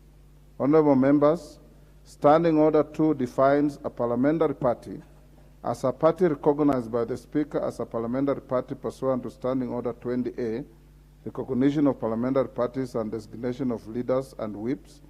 Standing Order 20A1 provides that the Speaker shall recognize a party or coalition of parties consisting of not less than 5% of the membership of the National Assembly as a parliamentary party. Honorable members, 5% of the membership of the National Assembly is 18 members. From the records that the House has and the Speaker's office has, the membership of the Jubilee Party in the National Assembly comprises 28 members. 28. In this regard, and pursuant to Standing Order 2 and 20A1, the Jubilee Party meets the threshold to be recognized as a parliamentary party. Whereas the Jubilee Party meets the threshold to be recognized as a parliamentary party, however, I am hesitant to invoke the provisions given the myriad correspondence received from the party with respect to its leadership and the persons authorized to communicate on its behalf to the Speaker. Honorable members, in summary, my guidance is as follows. 1, that the communication received from the minority party with regard to the replacement of the Honorable Sabina Chega as the deputy minority whip is incomplete and therefore does not comply with the requirements of the Standing Order 20A of the National Assembly's standing orders. 2, that I hereby grant the minority party a period of 30 days from today within which to convey appropriate communication on the replacement of its minority whip if it wishes. 3, that whereas the Jubilee Party meets the threshold to be recognized as a parliamentary party pursuant to Standing Order 20A1, I am hesitant to invoke this provision given the myriad correspondence received from the party with respect to its leadership and persons authorized to communicate on its behalf to the Speaker. I also give them a similar time to put their house in order. Honorable members, I take this decision conscious of the fact that as your Speaker, my duty is to uphold the Constitution, any law, and the standing orders to the extent to which they relate to the management of the business of the House. It's not the duty of the Speaker to be involved in the management of the internal affairs of any political party, and the Speaker does not wish to do so. I thank you.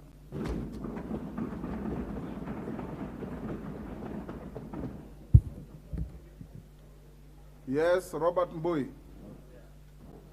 Yeah, thank you, Mr. Speaker, for that ruling.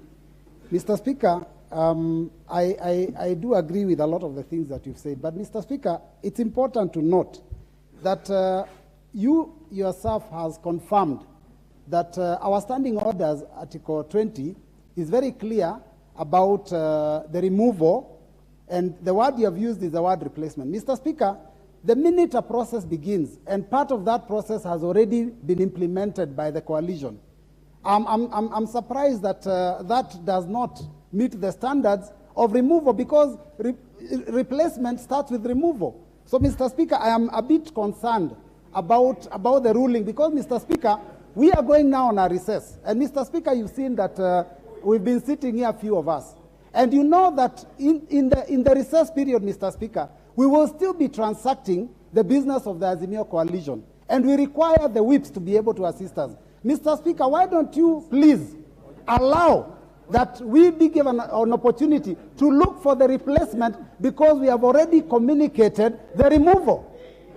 You allow us that we give the replacement, if possible, today, but allow us the removal, because that is what we communicated, Mr. Speaker.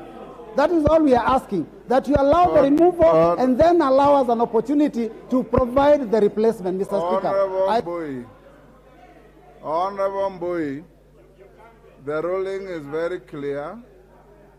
I have given you a clear direction. Go and make the correct communication. And I've given you the period within which you are in recess. And the ruling of the Speaker is not subject to debate and will not be qualified. Thank you. Honorable Minority Leader. Thank you, Honorable Speaker. You are about to comment on something you didn't hear. No, well, I had a substantial part of the communication as Speaker. I was standing there. You did notice me. I was from some other meeting to do with the bipartisan engagements. Go ahead. Mr. Speaker, what the gist of your ruling has got two legs. One, if I heard you correctly, is that... You have a duty to hear me correctly. Yes, is that the Azimio coalition needs to go back and put its house in order. That is one. And two, that relax, Honorable Chepkonga, just relax. And two, is that under the standing order 20. Sorry, there's a point of order from... But I'm on a point of order. Mr. Speaker. Mr. Speaker. No, you are not on a point of order. I just gave you time to speak. Thank you, Mr. Speaker. Mr. Speaker, you know that's why you said the minority leader was not here. So he is seeking to comment on something that he did not hear. Mr. Speaker, what he is saying, you never said. You never said. He says he had 50%. So the other 50% he never had. So he is misleading himself. Secondly, Mr. Speaker, I note my very good friend, Mr. Honorable Mbui, and both of them, Mr. Speaker. I know they are not lawyers. In the strict terms, once a ruling has been given by a court of law, and as you know, Mr. Speaker, you have the powers of that of a high court. Once the High Court, once the judge has delivered a ruling, if you are unhappy, Mr. Speaker, you can go and appeal. But there is no appeal here, Mr. Speaker. You cannot sit on an appeal. You cannot sit on an appeal on your ruling, Mr. Speaker. You are right. Mr. Speaker, you are a very respectable lawyer. You should not allow anybody to comment on your ruling at all. In fact, you should rule them out of order. Mr. Speaker, this will be the first one in the Commonwealth where the ruling of a speaker has been appealed on and the speaker himself is sitting on an appeal. Mr. Speaker, it doesn't happen. In the common law, it doesn't happen. Order, honorable members. The honorable Chepkonga is right, but I've given Honorable Wandai. I believe that you are not challenging the ruling. Neither are you. You know, Mr. Speaker. Yes. I have been in this house now. This is my third term.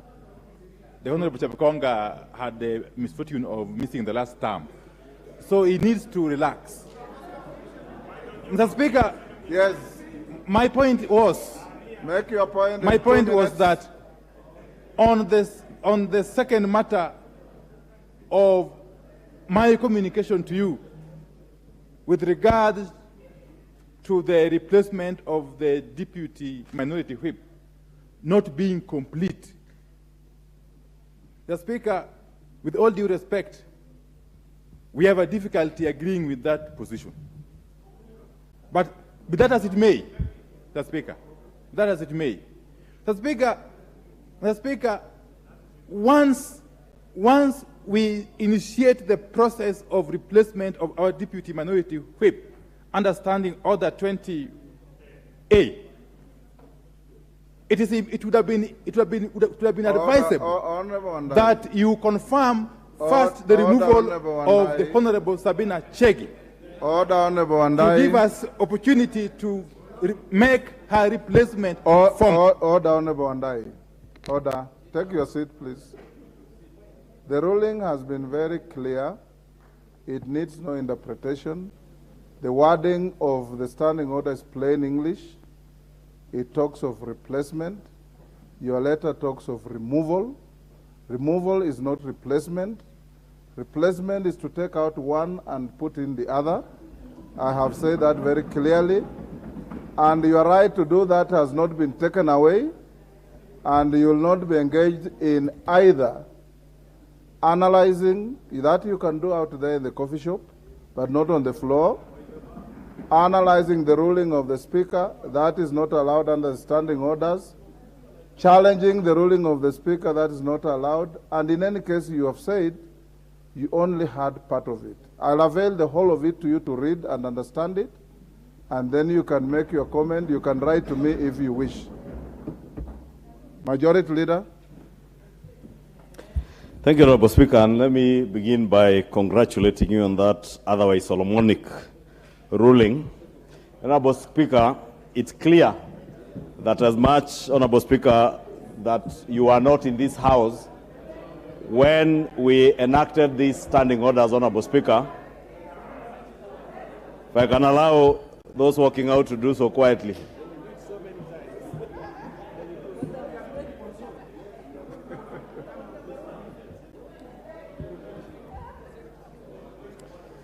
Thank you, Honorable Speaker. Go on, Majority Leader. Honorable Speaker, I was congratulating you for having interpreted these standing orders and appreciating that you are not a member and you are not the Speaker in this House when we enacted these standing orders in the last revision in the last Parliament. But, Honorable Speaker, as you've said, Standing Order 20A4 is quite clear that a decision of parliamentary party replacing its whip or deputy whip shall be communicated to the Speaker in writing. And indeed, Honorable Speaker, that is the right interpretation. Honorable Speaker, I just want to draw reference or equate this to a football match. When you substitute or you replace a player, you do not remove and do not put in another player to play. And therefore, that was a gist of this Standing Order 20A4, that you shall not remove without replacement, but you shall replace, as is akin in football matches where you substitute a player. Therefore, either the minority or the majority, if the majority wants to replace their leader of majority or their deputy whip or their whip, we replace, we do not remove. And Honorable Speaker, it's also true that power abhors vacuums. And what we were being asked to do is to remove and leave a vacuum, Honorable Speaker. And I really want to ask our colleagues, Honorable Speaker, to be patient and exercise patience. You have already said, Honorable Speaker, that nothing stops them, even tomorrow, from writing to you and express their desire to replace any member, be it in a committee or in their leadership. Therefore, Honorable Speaker, I just want to implore our colleagues to exercise patience, to also conduct the affairs of this House with less emotions, Honorable Speaker. Only yesterday, Honorable Speaker, when the Honorable Leader of Minority raised that issue on the floor. I remember, Honorable Speaker, when you tried to stop him in his tracks because he was doing it at the wrong time, the Leader of Minority became very emotional.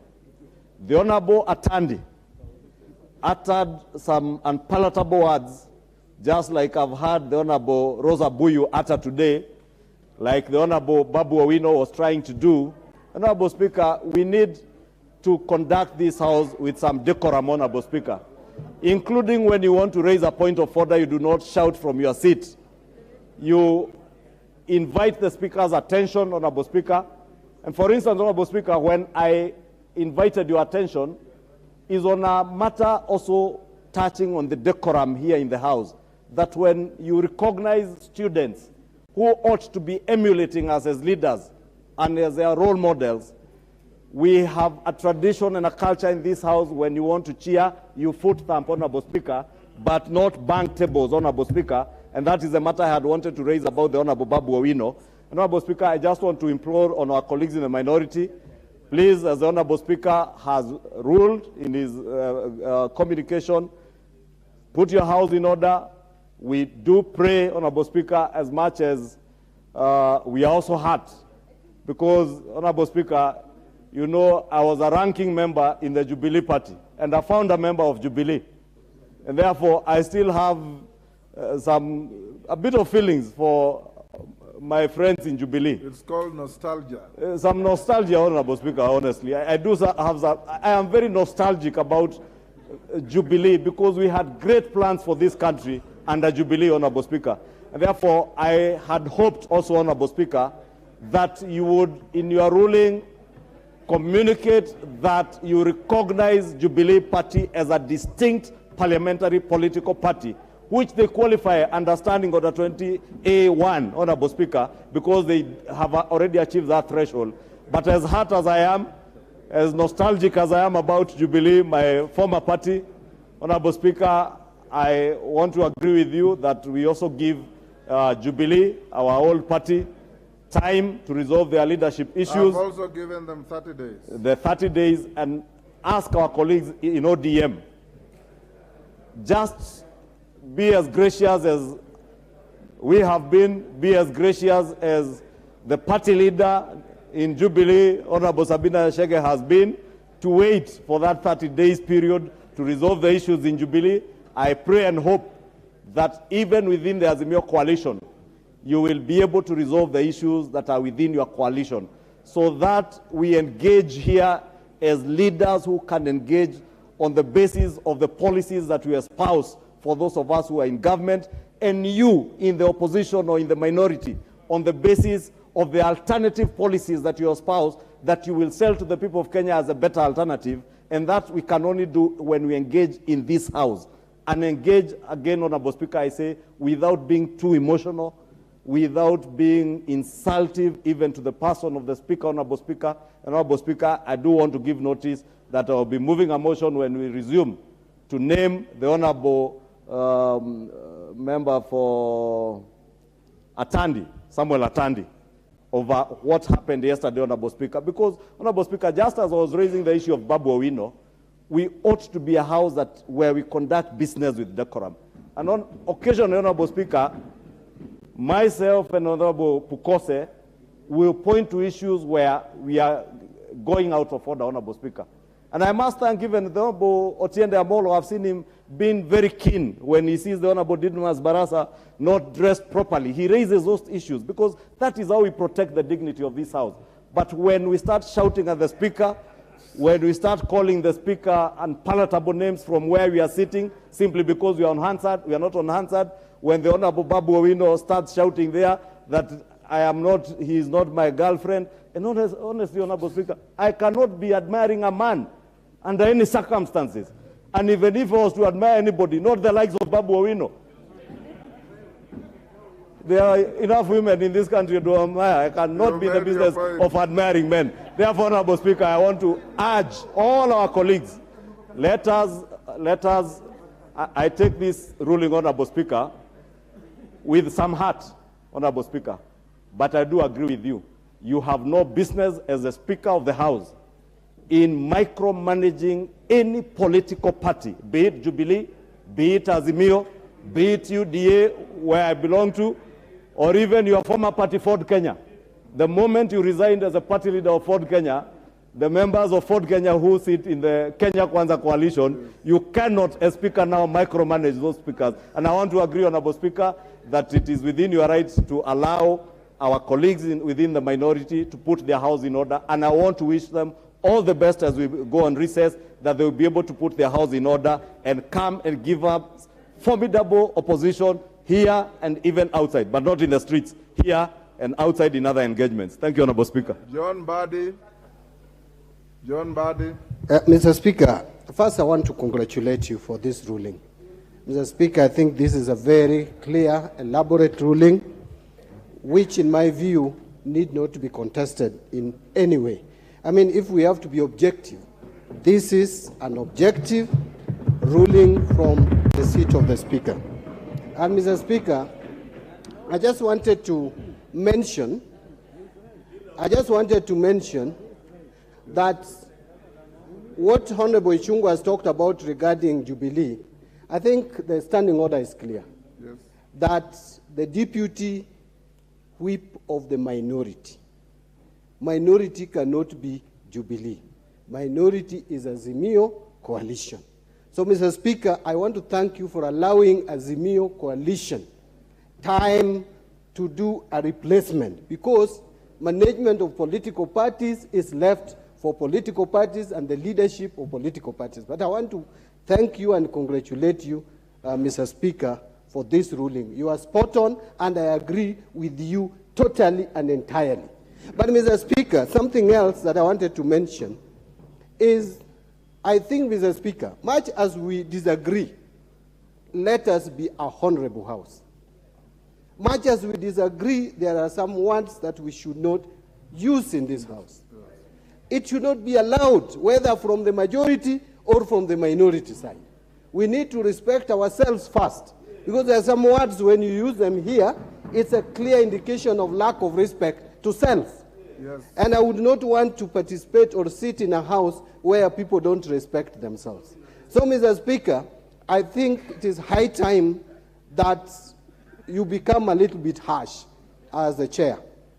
Because, Mr. Speaker, in the absence of that, then clearly, we lose it as a House. And, Mr. Speaker, whether it came from this side or that side, it is equally bad.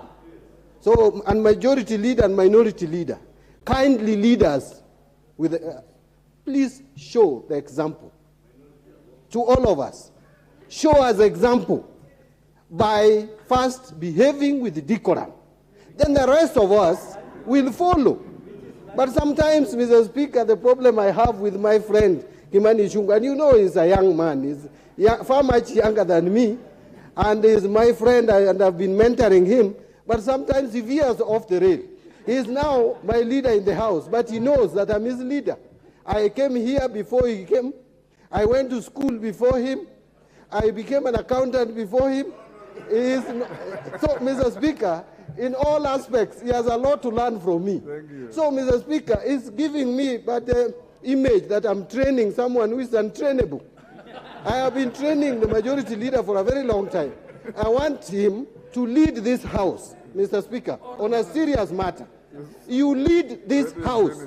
You are the majority leader of the National Assembly of the Republic of Kenya, including those of us who are in the minority. You are the leader. In fact, you are second in command to the Speaker in this house. So, Mr. Speaker, henceforth, I would want to see a total paradigm shift from Kimani Ichung'wah as the majority leader of this house. Let them lead us, and Honorable Wandai as minority leader, to be here most of the time. Yes, let them lead us. We need leadership in this house. Mr. Speaker, with those many remarks, I want to stop. Robert Pukose. Thank you, Honorable Speaker.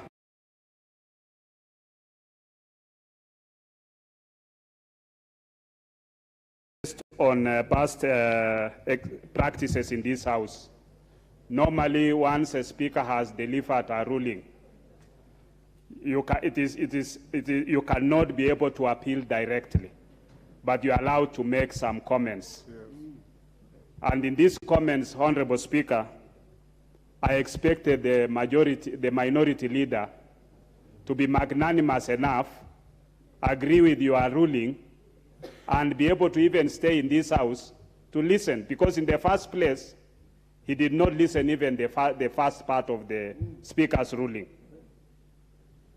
He was not even in touch with what the Speaker had ruled. And after making his comments, and I think Honorable Mbadi, in the first parliament, we used to have Chakoyo Midio here, and Honorable Chakoyo Midio would sit throughout all the rulings. Then you came in the 12th parliament, and you would sit here and listen to all the rulings, and you'll even discuss across with Honorable Duale and consult. That is actually a missing link that we are now observing in this House, where the minority leader is too emotional. You know, we need this House to be sober. We need this House, we need leadership from also him as a leader of the minority. He's the leader of the alternative government in the House. And therefore, he's not just carrying his own personal emotions, because for the past, he's been making here comments that are almost personal. Yes. That should not be the case. So, Honorable Speaker, those are my observations, and I think we need to learn from each other and respect each side of the House. Thank you. Lillian Kogo. I'll give you.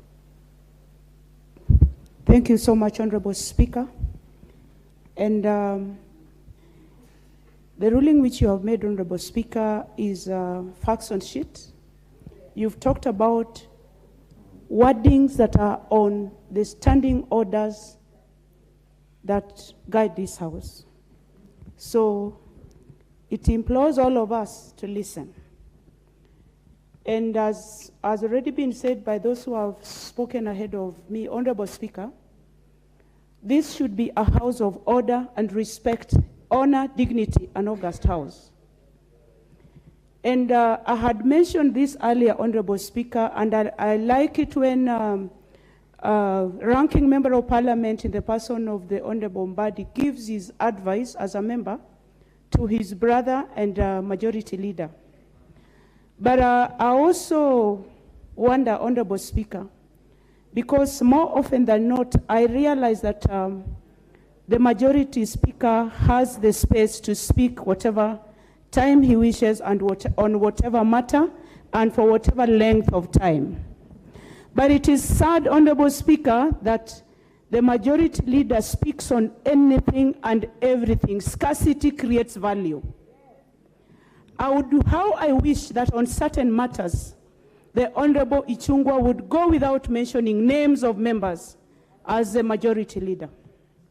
Because you're dealing with members of parliament who are also politicians. And when they are adversely mentioned in the House, Honorable Speaker, they are bound to answer. And this is what creates chaos. If we would have our majority leader and our minority leader sit together, I think this House would take better direction in terms of its debate and our responsibilities to the nation. I thank you, Speaker. Morogara. I'll give. Thank you very much, Mr. Speaker. Have a minute each, please. Mr. Speaker, allow me to laud your ruling. I have listened to it carefully, to every word you have actually pronounced, and I got to say I was in agreement fully in all matters of fact and in all matters of law. We cannot appeal against that ruling. I doubt whether we can even seek a review unless there are cogent grounds upon which we can do so. When it comes to decorum of the House, it is vitally important that we actually sustain the dignity of the House at all times. Of late, we have had members who are actually shouting unprintables across the aisle. And this is dangerous. It must be discouraged because at all times, we must preserve your seat. You are the seat of Parliament. Okay, Kenyan. 1 minute, so compose your words quickly. Thank you, Mr. Speaker. Mr. Speaker, we have been in the past Parliament. This ruling, I will say, is a Solomonic ruling.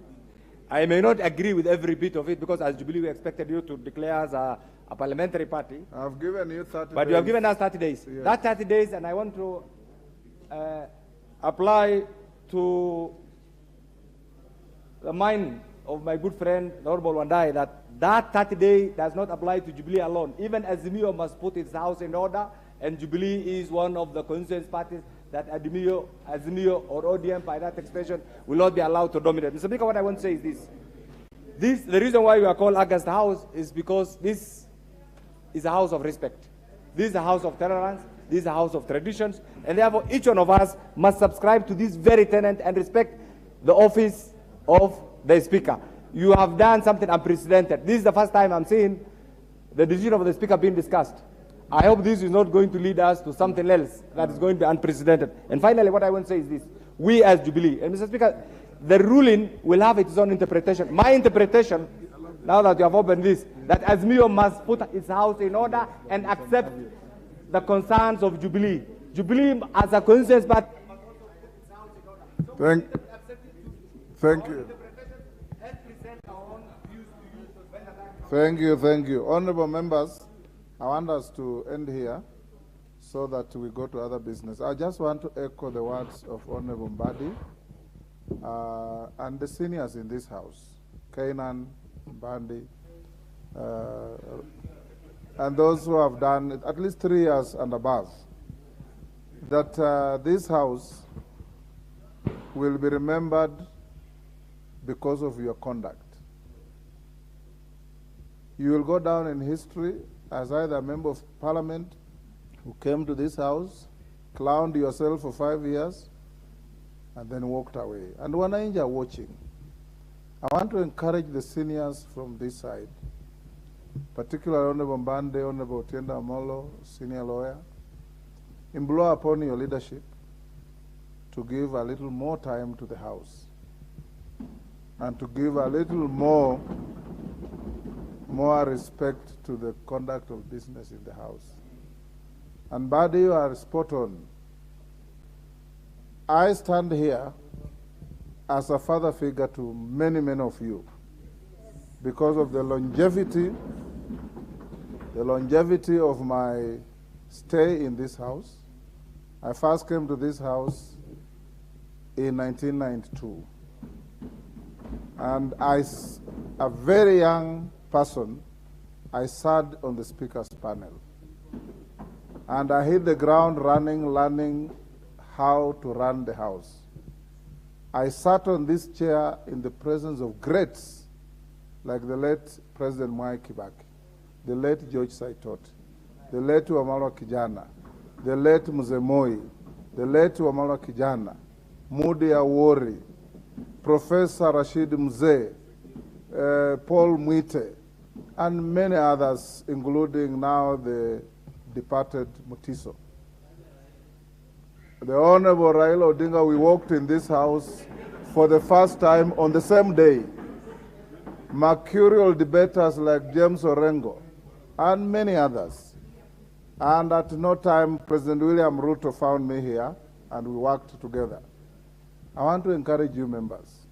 this journey is long, and you'll pass through some very slippery grounds. Sometimes you may think you know everything when you know nothing. And that is what gets us off the rails. Leadership is a privilege. It's not a right. And when we come to this house, Mbandi, keep on talking to our colleagues in the manner you did, that here, when you are given an opportunity to lead, please lead. I have been extremely courteous to every member, and I will continue doing so, but we will try to enforce the rules of the House.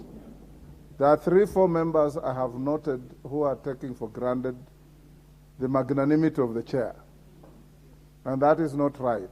I saw one member yesterday confront the honorable member for Dagoretti North to ask her why she's sitting here when the rest have gone out. It is not your duty as a member to picket members out of the House. Every member is here on their own rights.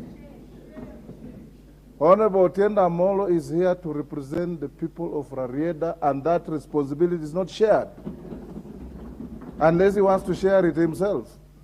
Because at the end of the day, you answer questions to the people who cast the vote for you. And I want to encourage us that the length we have been here, even if we are slow at learning, we learned something. And it's good to listen when we tell you what to do. I'll administer this House without any fear or favor and with absolute fairness. We want a House that everybody out there looks at in admiration. That's why you have a host of students who come here sitting in the gallery. When your students who are your children sit up there and hear the words that the Honorable Babu Wino uttered here on the floor, they shudder. They shudder. And I want to encourage Honorable Mbadi, Honorable Otienda Amolo, Honorable Kenyan, you are the seniors. Talk to these young colleagues and tell them that sometimes you may be quick to answer, quick to speak, but the good book of the Lord, the Bible says, always be quick to listen and slow to answer. You will be able to get away with many things. Next order. Kaluma, I'm told you are also senior. Order number that. And I acknowledge that. Next order. Order number 13, motion. General debate on the proposal to Parliament to consider amending the Constitution and the standing orders.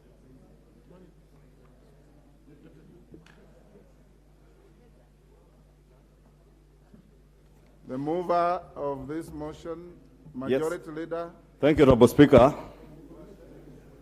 And I beg to reply to the motion on the general debate on the proposal to consider the constitutional amendments and our own standing orders, Honorable Speaker.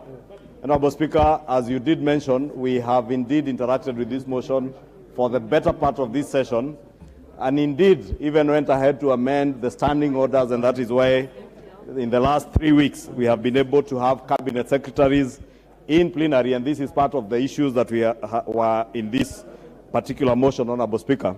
Honorable Speaker, I'm also aware, and I had an engagement this morning with the Cabinet Secretary Aisha Jumwa, the former Member of Parliament for Malindi, on the question of the 2/3 gender rule, and I am aware that all our women parliamentarians have been keenly following this debate, and indeed following the work that is also going on elsewhere in the executive and with parts of our civil society. And I did attend a forum by our women parliamentarians at Radisson Blue Hotel sometime last month, but one, Honorable Speaker, on this question of the 2/3 gender rule. Therefore, Honorable Speaker, as much as we did even establish the ad hoc committee, I want to plead with those members under the chairmanship of Honorable Chepkonga and the other leaders in the Senate to ensure that you now embark on the real work of ensuring that the 2/3 gender rule question is now resolved and constitutionally, and also the issue of creation of the office of the leader of official opposition. And indeed, Honorable Speaker, as the Honorable John Buddy has said, as you have said, it is time that we got good and courageous leadership in the House, leadership that will not abrogate their responsibilities by walking out of the House. We need leaders who will be able to lead the opposition and the minority side, whether they are outside the House or inside the House. And that's why I strongly support this proposal to create the office of the Leader of Official Opposition, Honorable Speaker, because this gives the country an opportunity to hear those alternative policies and ideas that could be alternatives to the government that is in office at any particular time. And Honorable Speaker, as many members said when they were contributing to this debate, the office of the Leader of Official Opposition is not being created for any particular individual. This is an office that is being created for posterity, to deepen and enhance our democracy, Honorable Speaker. And I want to appeal to the ad hoc committee members here and those in the Senate to indeed work with utmost speed to ensure that we get constitutional amendment bills before the House when we resume for the next session of this, the next part of this session, Honorable Speaker, of this 13th Assembly, Honorable Speaker. Honorable Speaker, as I did mention, the question of the two-thirds gender rule, Honorable Speaker, is something that we have tried over the years and failed almost close to 4 times. I want to believe, Honorable Speaker, now with the goodwill that I listened to as all members contributed, both here in the Senate, Honorable Speaker, that we will see the realization or the actualization of this two-thirds gender rule in this 13th Assembly. Honorable Speaker, on the question of NGCDF, I know, Honorable Speaker, and I'm aware that there are still court cases before our judiciary. And even as those go on, Honorable Speaker, it is important that we entrench our NGCDF funds in the Constitution so that in future, neither the GAF, the National Government Affirmative Action Fund, NGCDF, or even the proposed Senate Oversight Fund will ever be challenged in court on the basis of those funds being unconstitutional. Honorable Speaker, in conclusion, let me just join what the Speaker was saying in imploring on all of us as leaders that as much as we want to create other offices like that of the Leader of Official Opposition, Honorable Speaker, and in line with what the Honorable Speaker has done in his ruling, asking on our minority side to put their house in order, and even our old party Jubilee, that even those of us who have serve now in the minority and enjoy that rare privilege of leading those in the minority, and congratulate many of these members in the minority who never followed their leadership in staging a walkout. Honorable Speaker, as the Speaker and as Honorable John Badi has said, let us lead from the front. Let us come to this House because we are paid, Honorable Speaker, by our constituents. Even those of us who are leaders, we enjoy a responsibility allowance as leaders to lead the rest of the teams, Honorable Speaker. And therefore, there is no time I will ever walk out of this chamber because I do not agree either with the Speaker or with a colleague in the minority. And even some of the issues that have been raised, for instance, by the Honorable Member for, not Rarieda, the Honorable Member, what's her name, the lady? I've forgotten her name, Honorable Speaker. Lydian Gogo, Honorable Speaker. There is absolutely nothing with a member mentioning the Honorable Zamzam by name. My name is mentioned in this House every now and then. Every member of parliament from the minority who wants to make their name out there, in their speech, they must mention the name of Kimani Ichung'wah or the leader of majority. And I allow them, and I don't get emotional about it. I bear a lot of insults from the minority, and I take it in my stride.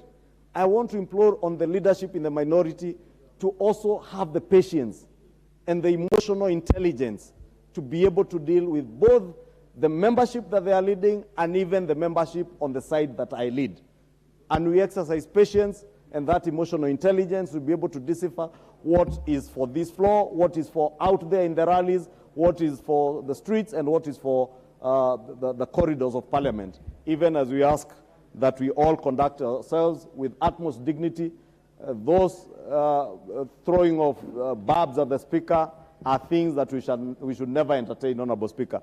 So that even when we create this office of the Leader of Official Opposition, We want this to be a respectable office